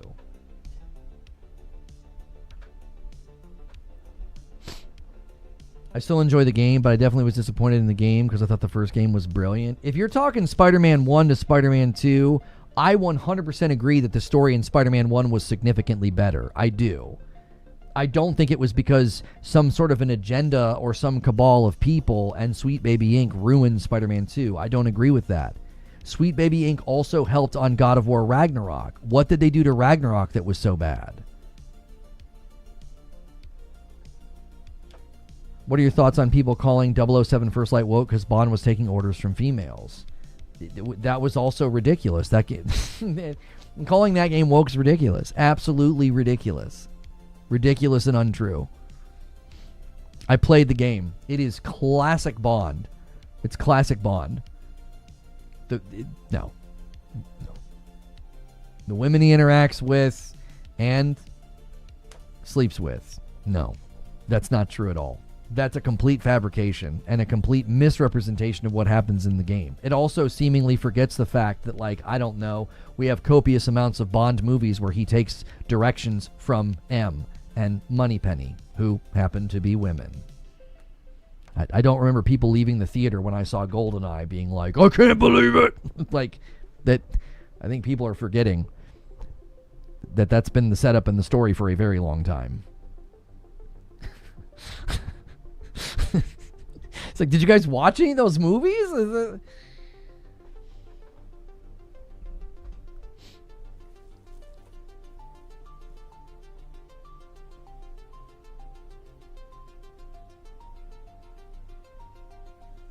I don't think arguing with this chatter is going to go anywhere. I take the same approach every single time. I point out the fact that the screenshots are intentionally bad or photoshopped, and your comparisons are stacked decked comparisons. If you're going to start with the fallacious way of arguing from the beginning or a dishonest way of arguing from the beginning, you're false in one thing, false in everything. I'm not going to believe anything you say. I'm not. You're not going to compel me to your side with falsehood. $5 from Iroll Gaming. What about the Last of Us 2 story? It clearly had an agenda and the game suffered for it. That's why the show also sucked. No, it didn't. This is something people commonly do. I'm going to point out something that you did to help you. It clearly had an agenda. So you're just assuming and not arguing. What agenda? What are you talking about? I played the game. I was skeptical. I did not like the choice that they made, getting rid of Joel. And then I played the game and I was like, there's no agenda here. It's not some preachy woke diatribe. One of the most poignant parts of the game is a pretty good argument. I'm not going to get into it because I don't want to get into like political things. It's not a good idea right now, because we are doing a sponsored segment. So I'm trying to tread lightly. There's a significant and poignant part in the story in Last of Us Part 2 that is extremely non-woke. It's like, I played the game. I just don't agree. I played through that game. I never once felt like I was being preached at. I never once felt like it was driving some kind of an agenda. When I played Dragon Age Veilguard, 100% will agree with you. There is self-insert, modern day nonsense in that game, and I think it hurts it. I will 100% agree with people that there were things in Dragon Age Veilguard that's easily detectable and visible. I never once got that impression from The Last of Us Part 2. Not once. And I went in anticipating not liking the game. I did. I went in thinking I'm not going to like this. And that's another game where everybody hated on it and they just spread falsehood about it. They would make false claims about the story and the characters, and that's how people ran narrative on that game. There's a lot of people that hate that game and they have no idea what happens in the game. They have no idea. And the show, Season 1 was great. The show sucks in Season 2 because they departed so strongly. They significantly departed from the game.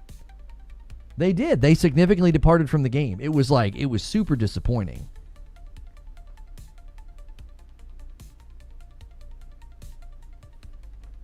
Lethal Escape says, T-Lu 2 wasn't woke because Abby was clearly a strong lesbian. People exist in real life. Nothing was pushed. You see what I'm talking about, chat? Even in defending the game, you've got the facts wrong. She's straight, bro.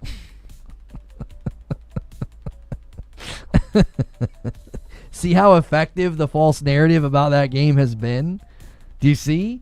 It's been so effective that even somebody defending the game's got a fact of the game wrong. And I'm not having to go at you, Lethal. I'm telling you, people ran narrative on that game very effectively.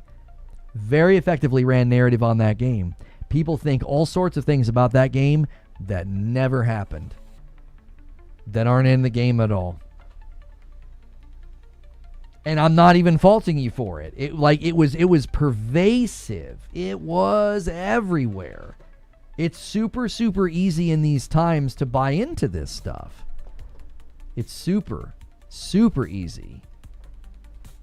Because it's everywhere. And you start to feel like the quantity of what you see overwhelms you. So there's an argument. There's an argumentative fallacy called fallacy of the group, where you'll say, well, a bunch of people agree with me, therefore I am right. That's not how we conclude the rightness of a position or the correctness or the objective truth of something by lots of people believing it, right?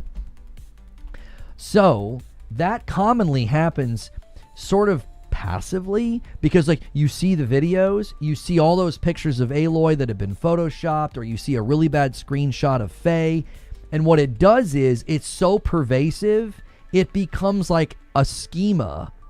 It becomes a headcanon. It just gets baked into your, oh yeah, yep. Yeah, they're making the ladies look bad.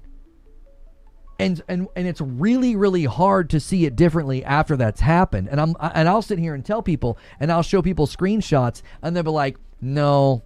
And it's like they won't have their mind changed. What, she got an HDM dealer in the end times? Oh, because she's big and buff? You haven't played the game. You don't know. There's a lot of context and story reasons that they give as to how she can be that, look like that. And they literally used a real woman's body for her character model. And there was an actual woman built like that they used for mocap. She's that big. She's that strong. And they give contextual reasons as to why she's that strong. And why they're able to sustain her, like her caloric intake would be significantly different than like what you see in the first game. What you see in the first game, it's obvious. Like, yes, if you're scrounging around, if you're Joel or you're Ellie, you're never going to get to that size because you won't have the caloric intake to sustain it. They give grounds and they make sense of it in the story. If you play the game, they make it make sense. And it's also a fictional story, so you're allowed to suspend belief a teeny bit. Like, we believe that they get out of these insane scenarios and, they barely survive and there's just zombies everywhere. So it's like you can have a little suspension of like, okay, disbelief, but they actually take the care to have contextual reasons as to why she's able to be kind of big and strong and buff. I was wrong. I meant that. I got my facts wrong. Did not so prove the point that I don't care who a person is. No. What I was saying, Lethal, is you were a perfect example of like you weren't even against the game and yet you had bad info on it. It's super easy to get that. It's very easy to get bad information. One of the easiest things to sell right now is bad intel. You just need a YouTube channel with a lot of reach. And you can give people really bad intel. It's not difficult.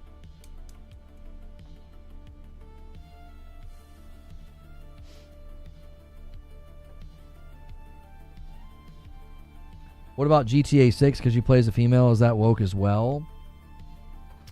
Well, like anything, and this is where it gets really, really difficult, okay? So like anything, there is a spectrum of position. So there are a lot of people that think that Lao Fei is woke and they tried to make Deborah Ann Wall ugly, okay? There are people that go further than that and they think 007 is woke because he's taking orders from a woman and M is a minority. Like, oh no, what a scary thing that is. Then there's even further than that. And this thing about lighting that we saw, like apparently the color purple, like purple lighting is part of an agenda. So what it is like you moving along that spectrum, it gets more extreme. And we live at a time where the more extreme you go, you tend to get more traction. If you're more moderate on these things and you're like I feel like I'm a little bit more moderate and in the middle on these things. I'm like, yeah, I definitely know there's agendas and there's efforts to influence children and to influence worldviews through storytelling and through these mediums. I know it. I live it. I'm a dad. I'm a straight white Christian dad raising 2 children. And like I said, they bring home books from the library and they listen to audiobooks. And there are times where I'm like, why the frick is this in a story for a 10-year-old? All right? My hackles get pretty raised when these things come up. And then I look at gaming and I'm like, yes, there are games that have made it pretty clear they're trying to do this. They're trying to put stuff in the game. They're trying to put their view, their whatever into the game. I think most of the time that's not happening. I think it's been overstated. And the reason that I think it's been overstated is the way that people argue it and the way they put forth their argumentation is incredibly dishonest. Fake pictures, Photoshop pictures. They had a picture from Yote they circulated and they lied about the way the story ended. They had an AI picture from Soros and they lied about the story in Soros. They used Photoshop to make Aloy look fatter. These are the people that you are believing. Patterned, intentional dishonesty. That is why I'm very quick to be like, you're going to have to do a lot of work to compel me to this belief, because the pattern recognition is riddled with dishonesty. It's so baked into the crust. It is so baked into the crust. You're trying to convince me to take a bite of pie, and I know there's rat poison baked into the crust. It's just a little. It's just a little. No. It's all throughout. The tweets that go viral, the videos that people make. So much of the argumentation is just riddled with dishonesty and misrepresentation. So I'm like, nope, no. You want to talk about agenda? It sounds like you have an agenda. It sounds like you're running a narrative. Why? It pays really well. It pays really, really well. No, Al Pastor Taco, sometimes when we run channel skins, we get front page. So they put us on front page for a little bit over here.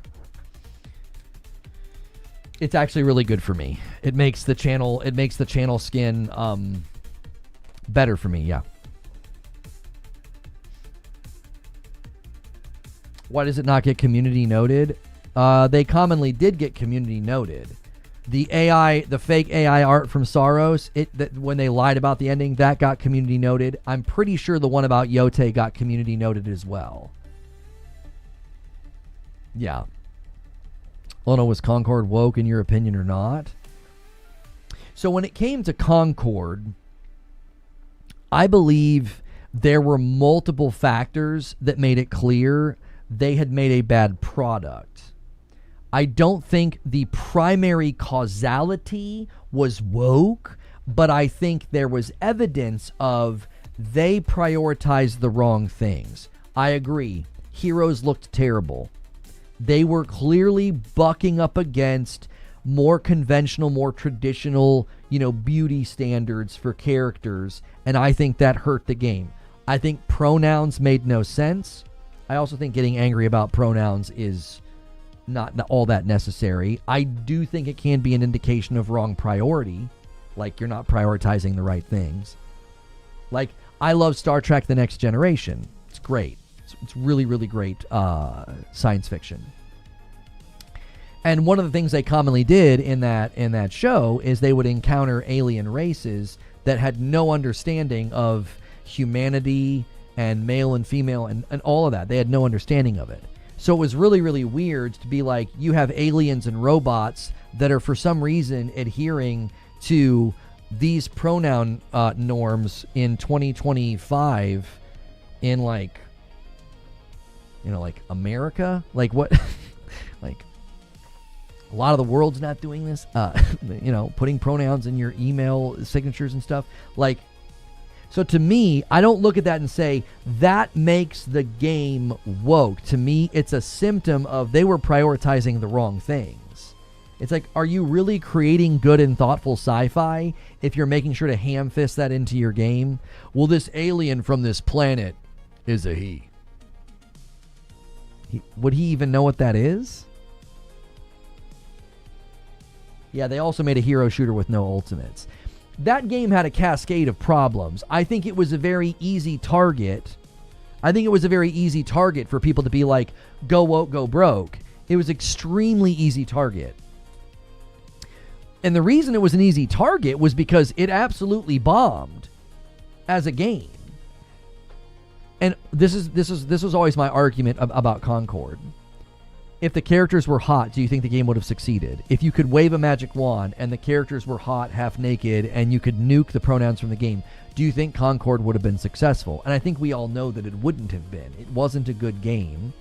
It didn't innovate enough within the hero shooter space, and it didn't even have ultimates. It's like they didn't even really... They just built like a very Destiny-adjacent hero shooter, like arena hero shooter. It did not have potency in the market. I don't think if you could have waved a magic wand and like made them hot, did the Marvel Rivals thing, made them sexy and got rid of pronouns, I don't think it would have been successful. I just don't think so. I don't think the market was going to be receptive to that type of game. I think it still would have flopped and failed. Because I don't think games like that have legs right now. We've seen it happen with other games. We've seen it happen with other arena shooters. The market's already indicated. You want to talk about pattern recognition. The pattern right now in the market is any game like that is not long for this world, whether it's Concord or Splitgate 1 or 2 or X-Defiant or High Guard. It doesn't really matter. Arena-style shooters like that just aren't doing well. They're not. Battle Royales tended to kind of change, I think, the ethos and sort of the expectation around PvP games and around live service PvP games. I think people very much think about them differently now. And I don't think Concord was ever going to be long for this world. You want to know why I know that? When they first debuted gameplay, we hadn't really seen the characters yet. We had seen like a couple, but we hadn't really seen the characters yet. Nobody knew that the game was quote-unquote woke. And you know what everybody said? That looks boring. That looks like a game I've played before. When all we had was gameplay, the response was negative. It was very negative. Then we saw the characters, and then we saw the pronouns, and it was like, oh, here we go. So, if you want to compel me to your side in this regard, number one, you're going to need a bunch of new games, because a lot of the games they use, they volitionally, willfully, they misrepresent those games. They misrepresent Aloy. They misrepresent The Last of Us Part 2. They misrepresent AC Shadows and Yote and Sorrows. They misrepresent them. They lie about them. They're doing it right now with God of War Lao Fei. And then they'll never go back and correct and be like, well, we were wrong. AC Shadows was only made the only Assassin's Creed that made more money than AC Shadows was Valhalla, and Valhalla had the pandemic in its favor.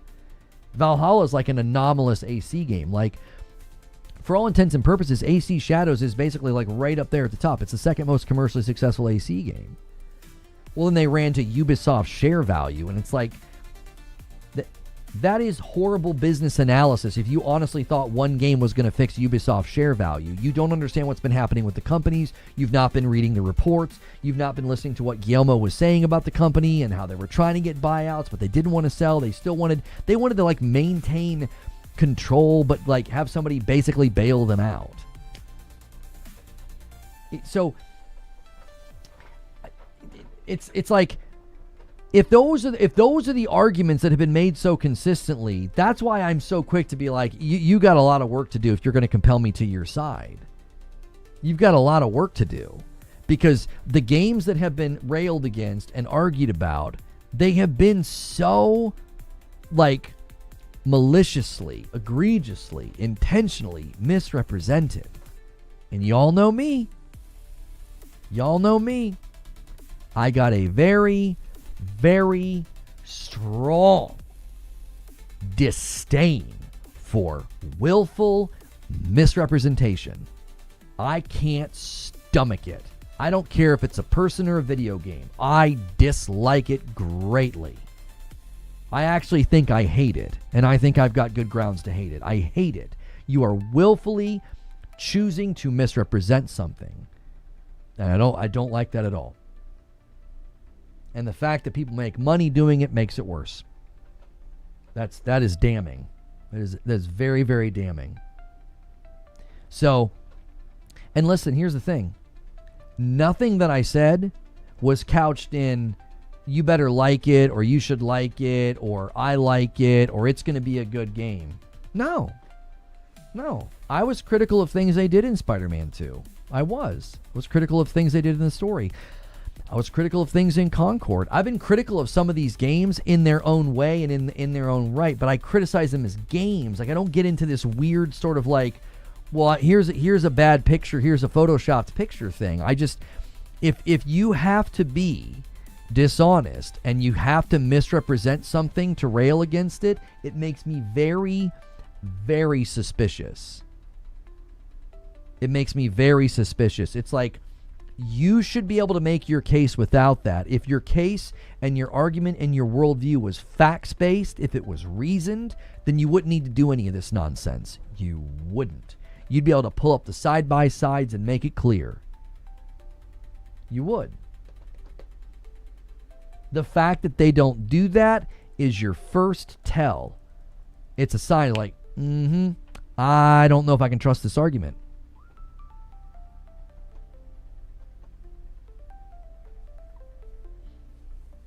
Why hate on Tennessee? He's just being silly. He's just saying, yeah, I once said that Lono was from Tennessee and he banned me for a week. That never happened. He's just being a goof. The real problem is toxic positivity. Well, and certainly, that was one of the things we heard about Concord. And I think you're right, Destin. I think, in general, there are a lot of game companies that have been getting high on their own supply for so long. And I've talked about this a lot with Bungie. You guys know, when I talk about Bungie, I throw around the word hubris quite a bit because I think that's been one of their greatest weaknesses. That's one of their greatest weaknesses, is they think they are so amazing. They think they can do no wrong. And what it did was, it made them reject feedback. Their own internal feedback about Marathon, the higher-ups at Bungie rejected it. They rejected it. Why? That's toxic positivity, man. If you won't listen to feedback, if you won't listen to what people have to say that have been working at the company for that long, man, you got a serious problem on your hands. You got blinders on. Inside Baseball question. If my sub renews during off-stream hours, does that help contribute to your weekly member goal? I don't have an ability to track that, but what you can do, S3 Plan, if your membership renews and I'm not live, you should still be able to come in here, refresh chat, and hit the $sign, and you should be able to do a celebration. Have you seen the new Destiny trailer? Please react to it. Thank you, Victor. So I think somebody put something in the Discord about this. We got deep in the throes of that argument. And what is this? I know we're off topic, but trailer. Thank you for walking with me all these years.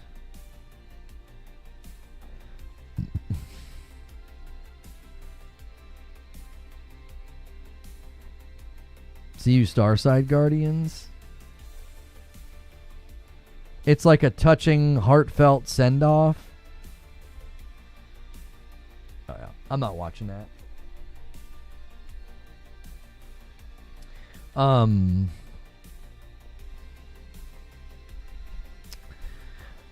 I remember people learned that Samus was a woman. People thought that was awesome. What happened?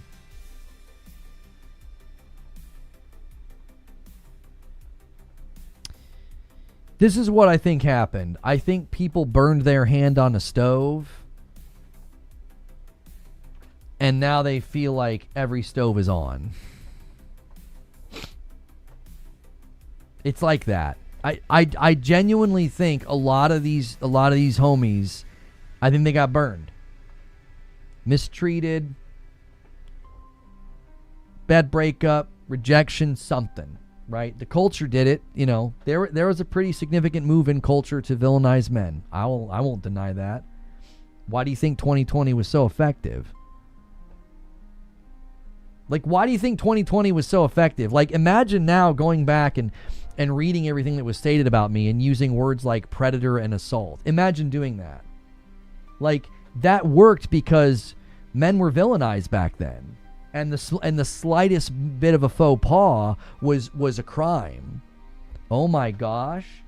He leaned on you? That's assault. No, it's not. What are we even talking about? Do you see what I'm saying? Like, there was a very, very clear like villainization going on. And so I think a lot of these homies got burned by it. So I think what they have now is I talked about this, I forget when this was recently. There was a Welsh minister who, before he became a very, very prominent minister, and he's got a ton of books in circulation. His name is David Martin Lloyd Jones. He was a doctor, a literal practitioner of medicine. He was a doctor before he was a minister. And he said that there were surgeons that developed a surgeon's eye, where every single time they saw like a malady or a health problem, they were like, surgery, let's do surgery.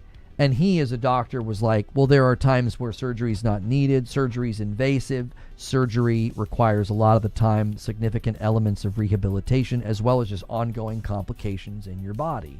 So surgery should be avoided if possible, was his viewpoint. But he said a surgeon gets surgeon's eye, and then they're quick to say surgery. I think a lot of these guys have that. They have the eye for, this is bad, this is against me. Why? Because for a long time, a lot of this stuff, a lot of these people, a lot of the space that we occupy felt like it was against men in unhealthy ways, right? There was a lot of this going on. I think they've got surgeon's eye now. Like they see the photoshopped images, or they see the bad comparison images, and that's what they do. Yep. Oh yeah. Here we go. Men are bad. Got to replace the men. And when I look at it, and think about everything I've been through, it would have been. Do you guys have any idea how easy it would have been for me to lean into a lot of these tropes and content funnels? Do you ever wonder why I didn't? You ever wonder, like, why wouldn't you have just leaned into this? You could be making really, really good money cashing in on this. It'd be easy for me to do. Given my background, given my history, what happened to me, given what I look like, that plays a part. We know it does.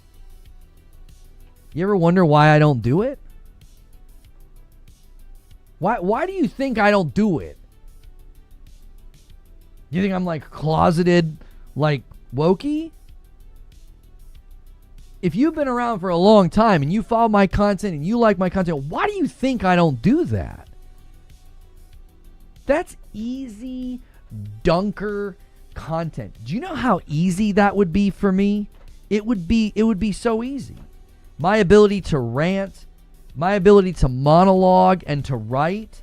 Imagine me applying those talents to that content funnel. Oh boy. Woo-wee. You talk about green arrows, everything's up, like every video's up. It'd be easy. It'd be real easy. It's because I value being factual and truthful too much. I can't do it. I can't even, like, just thinking about it makes me like, oh, like I would not want to do that. I wouldn't. I would feel absolutely, I don't even know if I could ever actually push the publish button. I would feel like I'm playing a part. I would feel like I'm acting. I'm LARPing. I would feel like a fraud. And golly, it would have been easy, boys.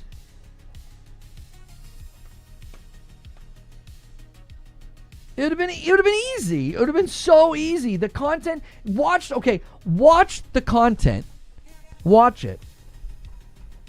And then come watch my show. And do you think it would have been difficult? Do you think it would have been hard for me to do?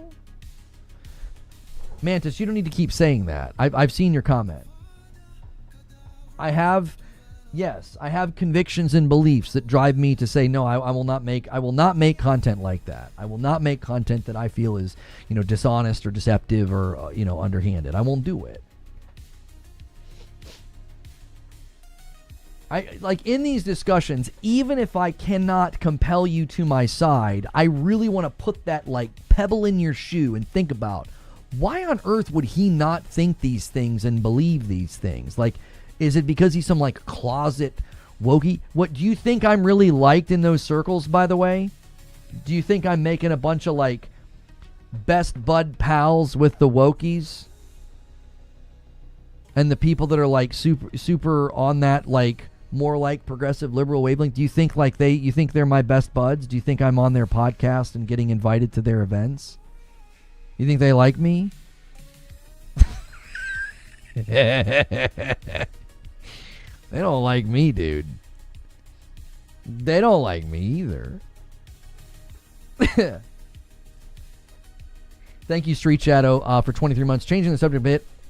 Was it already covered? Did you see the coalition try to say the PS5 version never existed? I don't understand why they're even taking that tack. It doesn't make an ounce of sense. There's ample evidence that the thing existed and they were planning on doing it, and also that it had been made. I have no idea why they're saying those things. Empreb says, it's why I still come back, Lono. I can disagree with you, but I respect why you do what you do.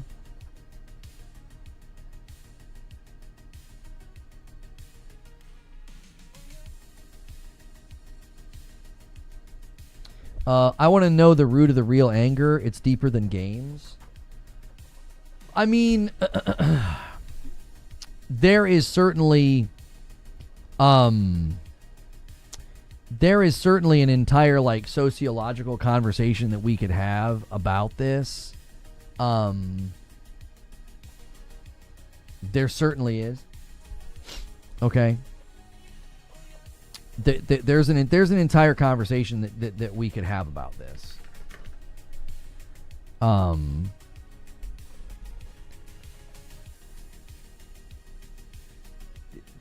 Where a lot of the anger and a lot of their frustration is related to things that have nothing to do with games. Lona, you're one of the only anti-woke creators I actually take seriously because you're not loud and obnoxious about it. You make rational points and you don't fall for rage bait. I don't even what's for dinner? I have no idea what we're having for dinner. Oh no, yeah, we're grilling out with friends tonight. I mean, I do consider myself like anti, like, because the thing that we would label as like woke, like this sort of like hyper sort of progressive intersection of like liberal ideals, like you know, finding its way into entertainment in disingenuous ways.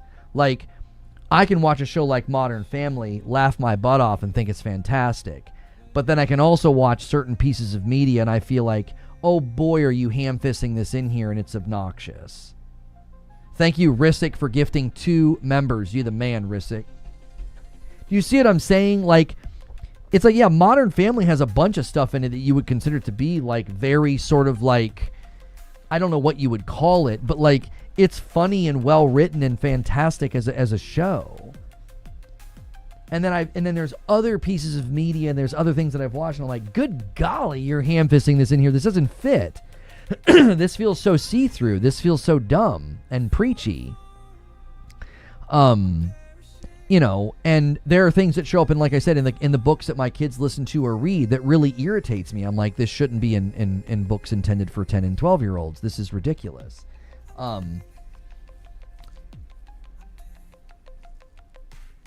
I just think one of the most difficult things to do in these spaces is to be discerning, because everything is so exaggerated, everything is so hyperbolic. It's extremely difficult to be discerning and to be wise because you're constantly getting barraged with things. Everything is at an 11. Everything's exaggerated. Everything is a disaster and hate. And it's like, oh gosh.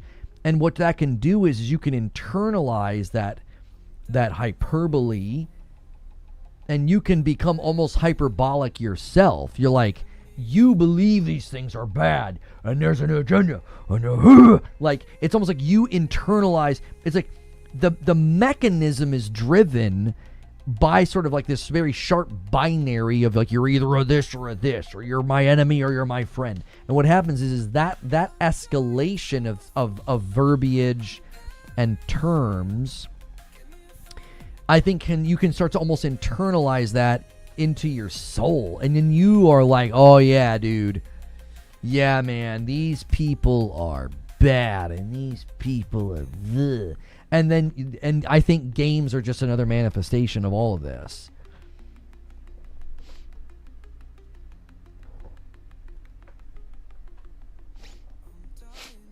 So, yeah.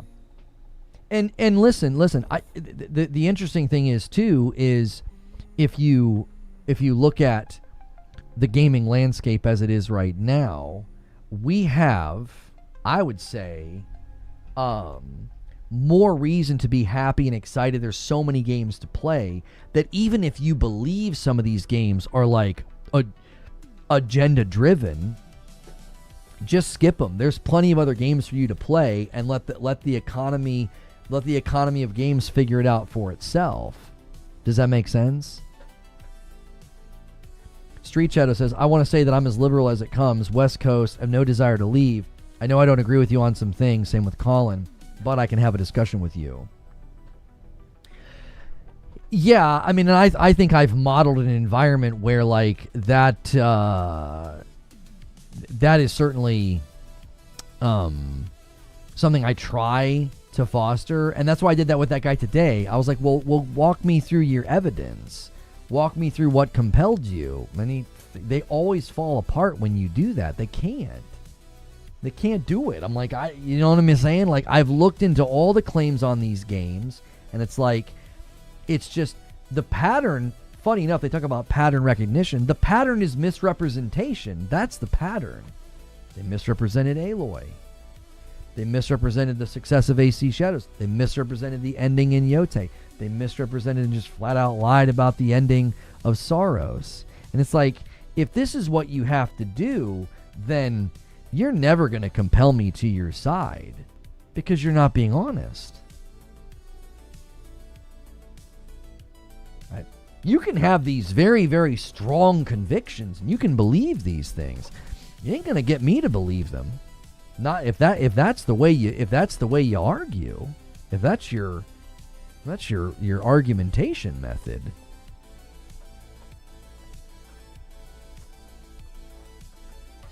I'm excited for the new Crazy Taxi.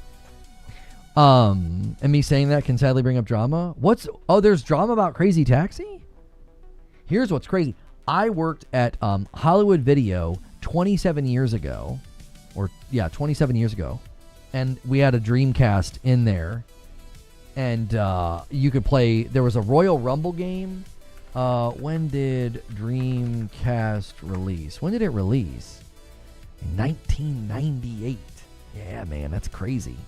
I think I was at Hollywood Video in 99 because I graduated high school in 2000. And you could play like a Royal Rumble boxing game or something. And a dude with the afro was on the cover, I think. And then you could play Crazy Taxi, and we would do that to pass the time working at Hollywood Video. If you were there during the day when it was really slow, the manager didn't care. As long as everything was done that needed to be done, they would let us play. Why are they going after Crazy Taxi? Oh, it's called Ready to Rumble. That's what it was called. They used AI during making it. They used AI when making Crazy Taxi. So we've actually talked about this quite a bit, and my viewpoint on AI is, obviously it's nuanced. AI should be additive and complementary. It should not be supplantive. Like, you should not be using AI in a generative way where like it's super deducible and it looks like slop and it looks like crap. It should be additive. I think AI has its place. I think people that are going to do purity testing of like studios, if they've used AI or not, I think you're going to have a really hard time playing video games very soon. It's just going to be really, really difficult because it's like, they could use AI for some automation and some testing, or yeah, that's what it was. It was Ready to Rumble. It had to do with the afro on the front. I told you, yeah, we could play that and we could play Crazy Taxi, and we would play those at Hollywood Video when I worked there. I think it's just going to be really, really hard to be like, oh yeah, we finally found somebody who doesn't use AI at all in their games. And it's like, that list of studios is going to get smaller and smaller as time goes on. It is. It's going to get smaller and smaller as time goes on. Do we have proof they used AI? I don't know. I think you could see it in the trailer or something, couldn't you? At least that's what I thought people have discovered. I honestly don't know. Here's what I'll say.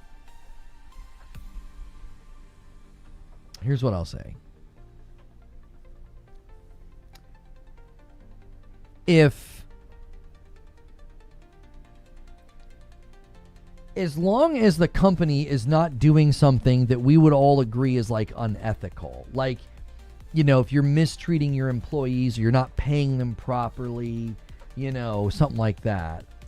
As long as they're not doing something that's like unethical like that, as long as the AI is used in a way where when I judge the game as a game, I can't tell, then why do I care? Like, I'm consuming the product. And when I judge the product's quality, like, for example, Expedition 33, they used generative AI or something for, like, texture placeholders or something, and they forgot to remove them. It got discovered, and then they were like, hey, we're sorry, yeah, we'll remove those. And then there was the Indie Game Awards, and, like, they got removed from the Indie Game Awards. I feel like you're judging something else when you're going to judge a game, and that's what you're going to use as the measurement. You're like, oh yeah, you can't be a part of the Indie Game Awards. You can't be a part of the Indie Game Awards. Why? Oh, you used AI. Oh, so you're not judging the game, and if the game was any good, you're getting into an ideological discussion. Now you're purity testing their development process. Well, what are you going to do next? If you have like a moral or ethical dilemma with Epic, are you going to disqualify anybody that uses the Unreal Engine? Like, where does it end? Right? Are you going to try to do ethical consumption, which is almost impossible to do in gaming? Are you going to try and do ethical consumption? Are you like, oh, well, I'm only going to support studios that use these tools and these engines? Okay, well, you better make sure and background check all those tools, all those engines, and the companies behind them, whether it's Unreal, Unity, or whatever. You better make sure that you can ethically consume those games.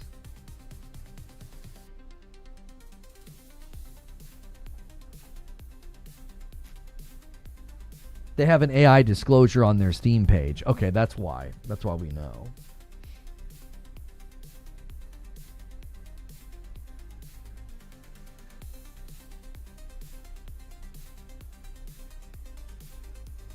That's what I'm trying to say. I don't want any type of agenda from both sides in our games. And you say that Red Dead 2 has no agenda, Tsushima has no agenda, and Spider-Man 1 has no agenda. Here's what's interesting to me about this perspective. You think a game can have its agendaless. In the realm of agenda, it's agnostic, right? But the minute the lead character is like in Lao Fei, now it has an agenda. Wait, I don't understand. So the absence of Fei and it being like Kratos and manly and tough, no agenda. But its opposite is an agenda. Don't you see? There's a dissonance there in the position. That feels like a contradiction. It's almost like I'm okay if the worldview of the game agrees with my worldview, but if the game starts to even have whiffs of another worldview, agenda, bad. Do you see? That feels like an internal incoherence in your position. You're trying to claim on a binary. It's like, well, this is a 0 and this is a 1. You're like, Kratos, no agenda. Faye, agenda. And it's like, huh? I don't understand. If the absence of what appeals to you is an agenda, isn't something that appeals to you has an agenda? That feels like an incoherence. That feels like there's a dissonance within the position. It's like you like when the agenda or the worldview appeals to you and what you believe. Don't deny that it's there then. If a game is putting forth like the more traditional, male fantasy, it's like you're like, well, pander to me. Just say that. I actually feel like I think Asmongold said that recently. He's like, I want to be pandered to. Pander to me. Well, at least you're honest.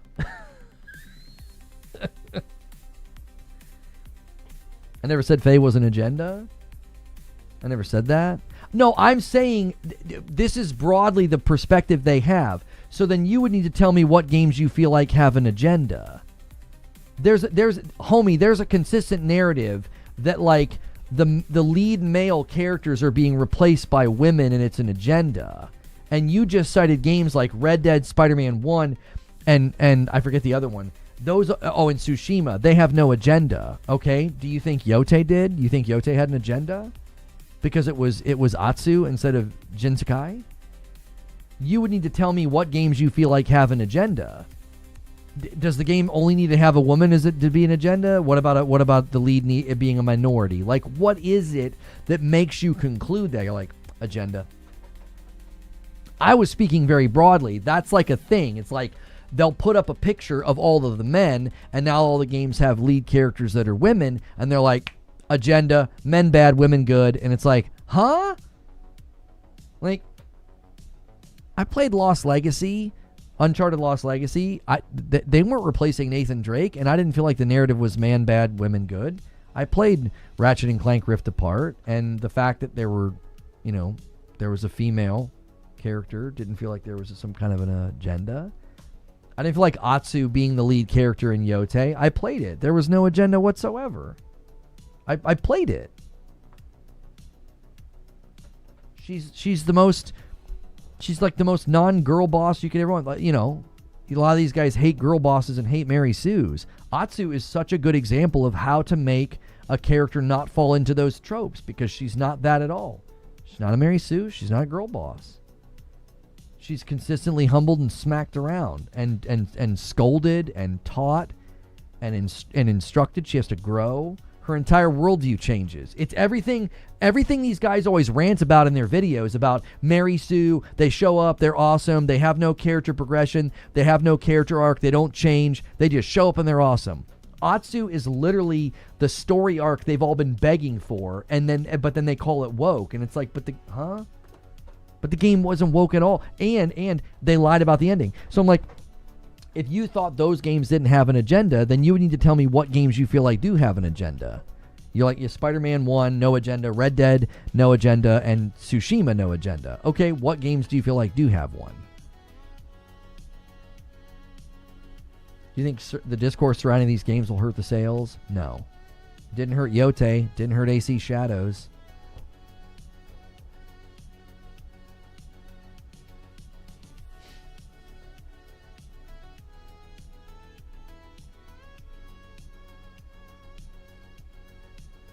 Do you think they might think that the game does well, that these companies will want to permanently change the lead from a guy to a girl? Like if the new God of War does great, would they worry about that? I don't think that's what they're worried about, no.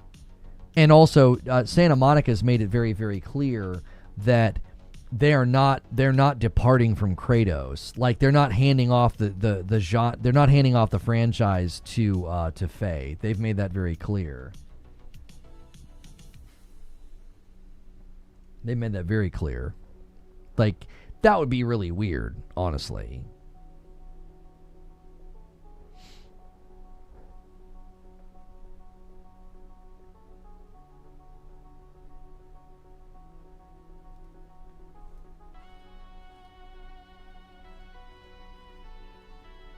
Lono, Gen AI was used for background assets and double-checked by a dev. Crazy Taxi. Also see my blocked message for a link to the Nintendo Everywhere article. I can't see your blocked message about it. I don't know. I can't see it. Sometimes I can and sometimes I can't. It didn't even get through. Sometimes it gets through and like Nightbot hits it, and then I just have to like click view or whatever. I can't even see your message. If you want to send me links, the best way to send me a link is through the Discord.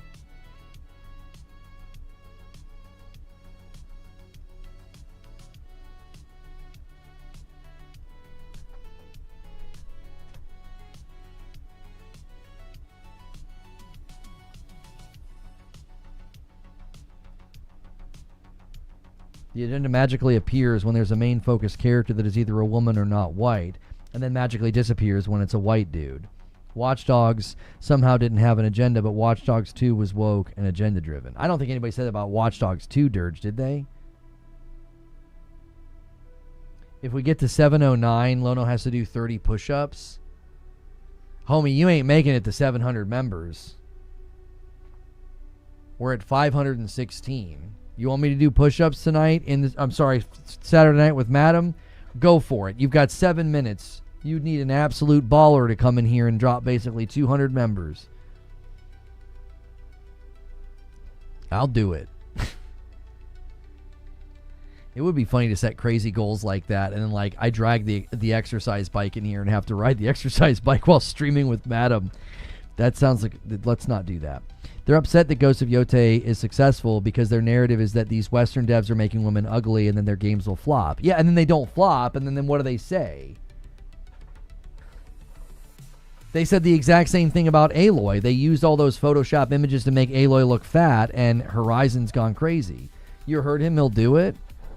Yeah, I'll do it. Go for it. You have 6.5 minutes to get 200 members. You're going to have to go absolutely bonkers insane. 1,000 members and Lono has to beat Godfrey with a drum controller. Sure. I don't even get into the weeds, but USAID grant money definitely paid for some of these culture war changes in art and media, video games included. I was never convinced that happened into any of the games that people talked about. And a 5-bomb from Wired Rope. He's like, well, here we go. Let's see if we can't do it, boys. If everybody does a 5-bomb right now, you'll hit it. Hold on, are we putting numbers on miles on the bike? I don't know. They said 700 and I have to do a bunch of push-ups tonight.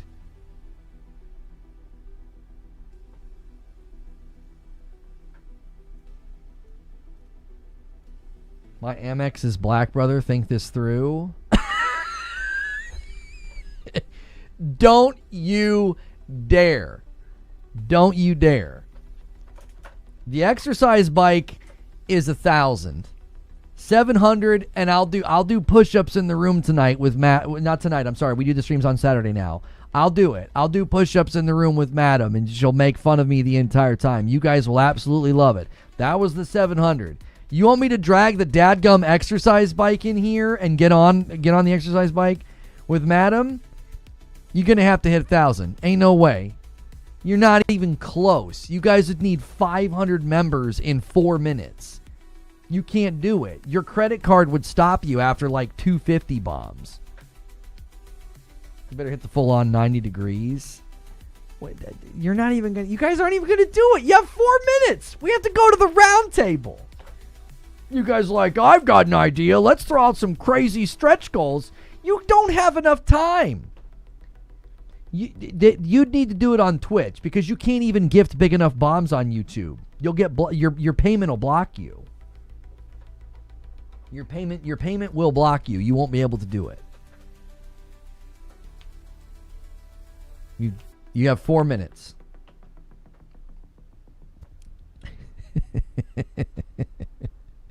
And I don't think you guys will do it. You won't. You would need to call on the almighty Pork Pie and Silent Spartan and a couple of others probably. I was online much in 2021 during Horizon Forbidden West launch. Were people really saying that stuff back then too? Homie, her face was everywhere. Her face, like she got stung by a bee, photoshopped to make her look fat, was everywhere. They were all complaining, here we go again, making the character ugly. And then they did it with Mary Jane. And now they're doing it with Lao Fei. I'm telling you, this has been going on since Horizon. And Lone Wolf with the Phi-Bomb says, are we even going to make an effort, boys? He believes, and Wired Rope believes. The rest of you don't. The rest of you don't believe. There's 300 people watching on Twitch, and there's 369 people watching on YouTube. Y'all don't believe. Lone Wolf and Wired Rope believe. It's like, let's get this man on the exercise bike. If everybody does a Phi-Bomb, we can do it. Nobody else is helping. I told you. I told you. They were making her fat. Yeah, just go to YouTube, and if you type, I bet you if you type Aloy Ugly, you type Aloy Ugly, do you remember this? You remember this Photoshop that this guy's got in his short? That was a real thing. That was the beginning of people using AI to make the lead character, or Photoshop or whatever, to make the lead character look different. She looks ridiculous in that picture. Right? There she is, chubby. We're just getting nothing but shorts. You see? This was the narrative. There it is. Ugly women in video games. They got Mary Jane, and I bet you if I go into this thing, they got Aloy. They did it with Harley Quinn from Kill the Justice League. It was a very, very common thing back then. That's kind of like the seed bed. That's like the seed bed of all of this. Didn't you get unbanned? I've been back on Twitch for over a year because Dan Clancy looked into it and reinstated the channel. I should have never been banned on Twitch. I didn't break any of Twitch's rules. That was a business favor. I've never been unbanned in Destiny because the person that did it, I don't even think they're anymore, and they won't reverse it. All right. You guys have 60 seconds. You have 60 seconds to successfully hit stretch goals to make me do push-ups or an exercise bike.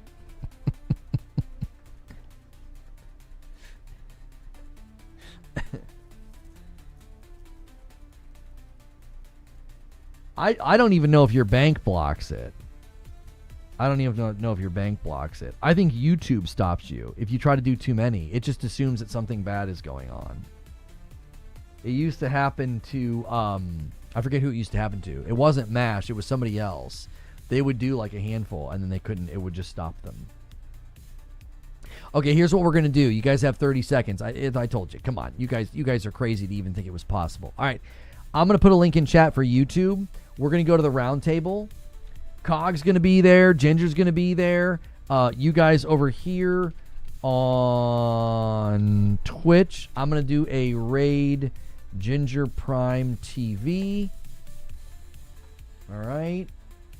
And then you guys, 54 months from college, he says, boom, there it is, 527. I mean, you guys can obviously hit the stretch on Saturday when we're streaming. It's a public stream. I'll honor it. Y'all probably have to kick the bike to next week, though, because if you do it during the stream, I'm not going to be able to drag the bike in here. I can do the push-ups, but you guys will have to try to hit that tomorrow night, okay? Click the link in chat or ride the redirect. Make sure you guys support this roundtable that I do with Ginger, all right? I will see you guys over there.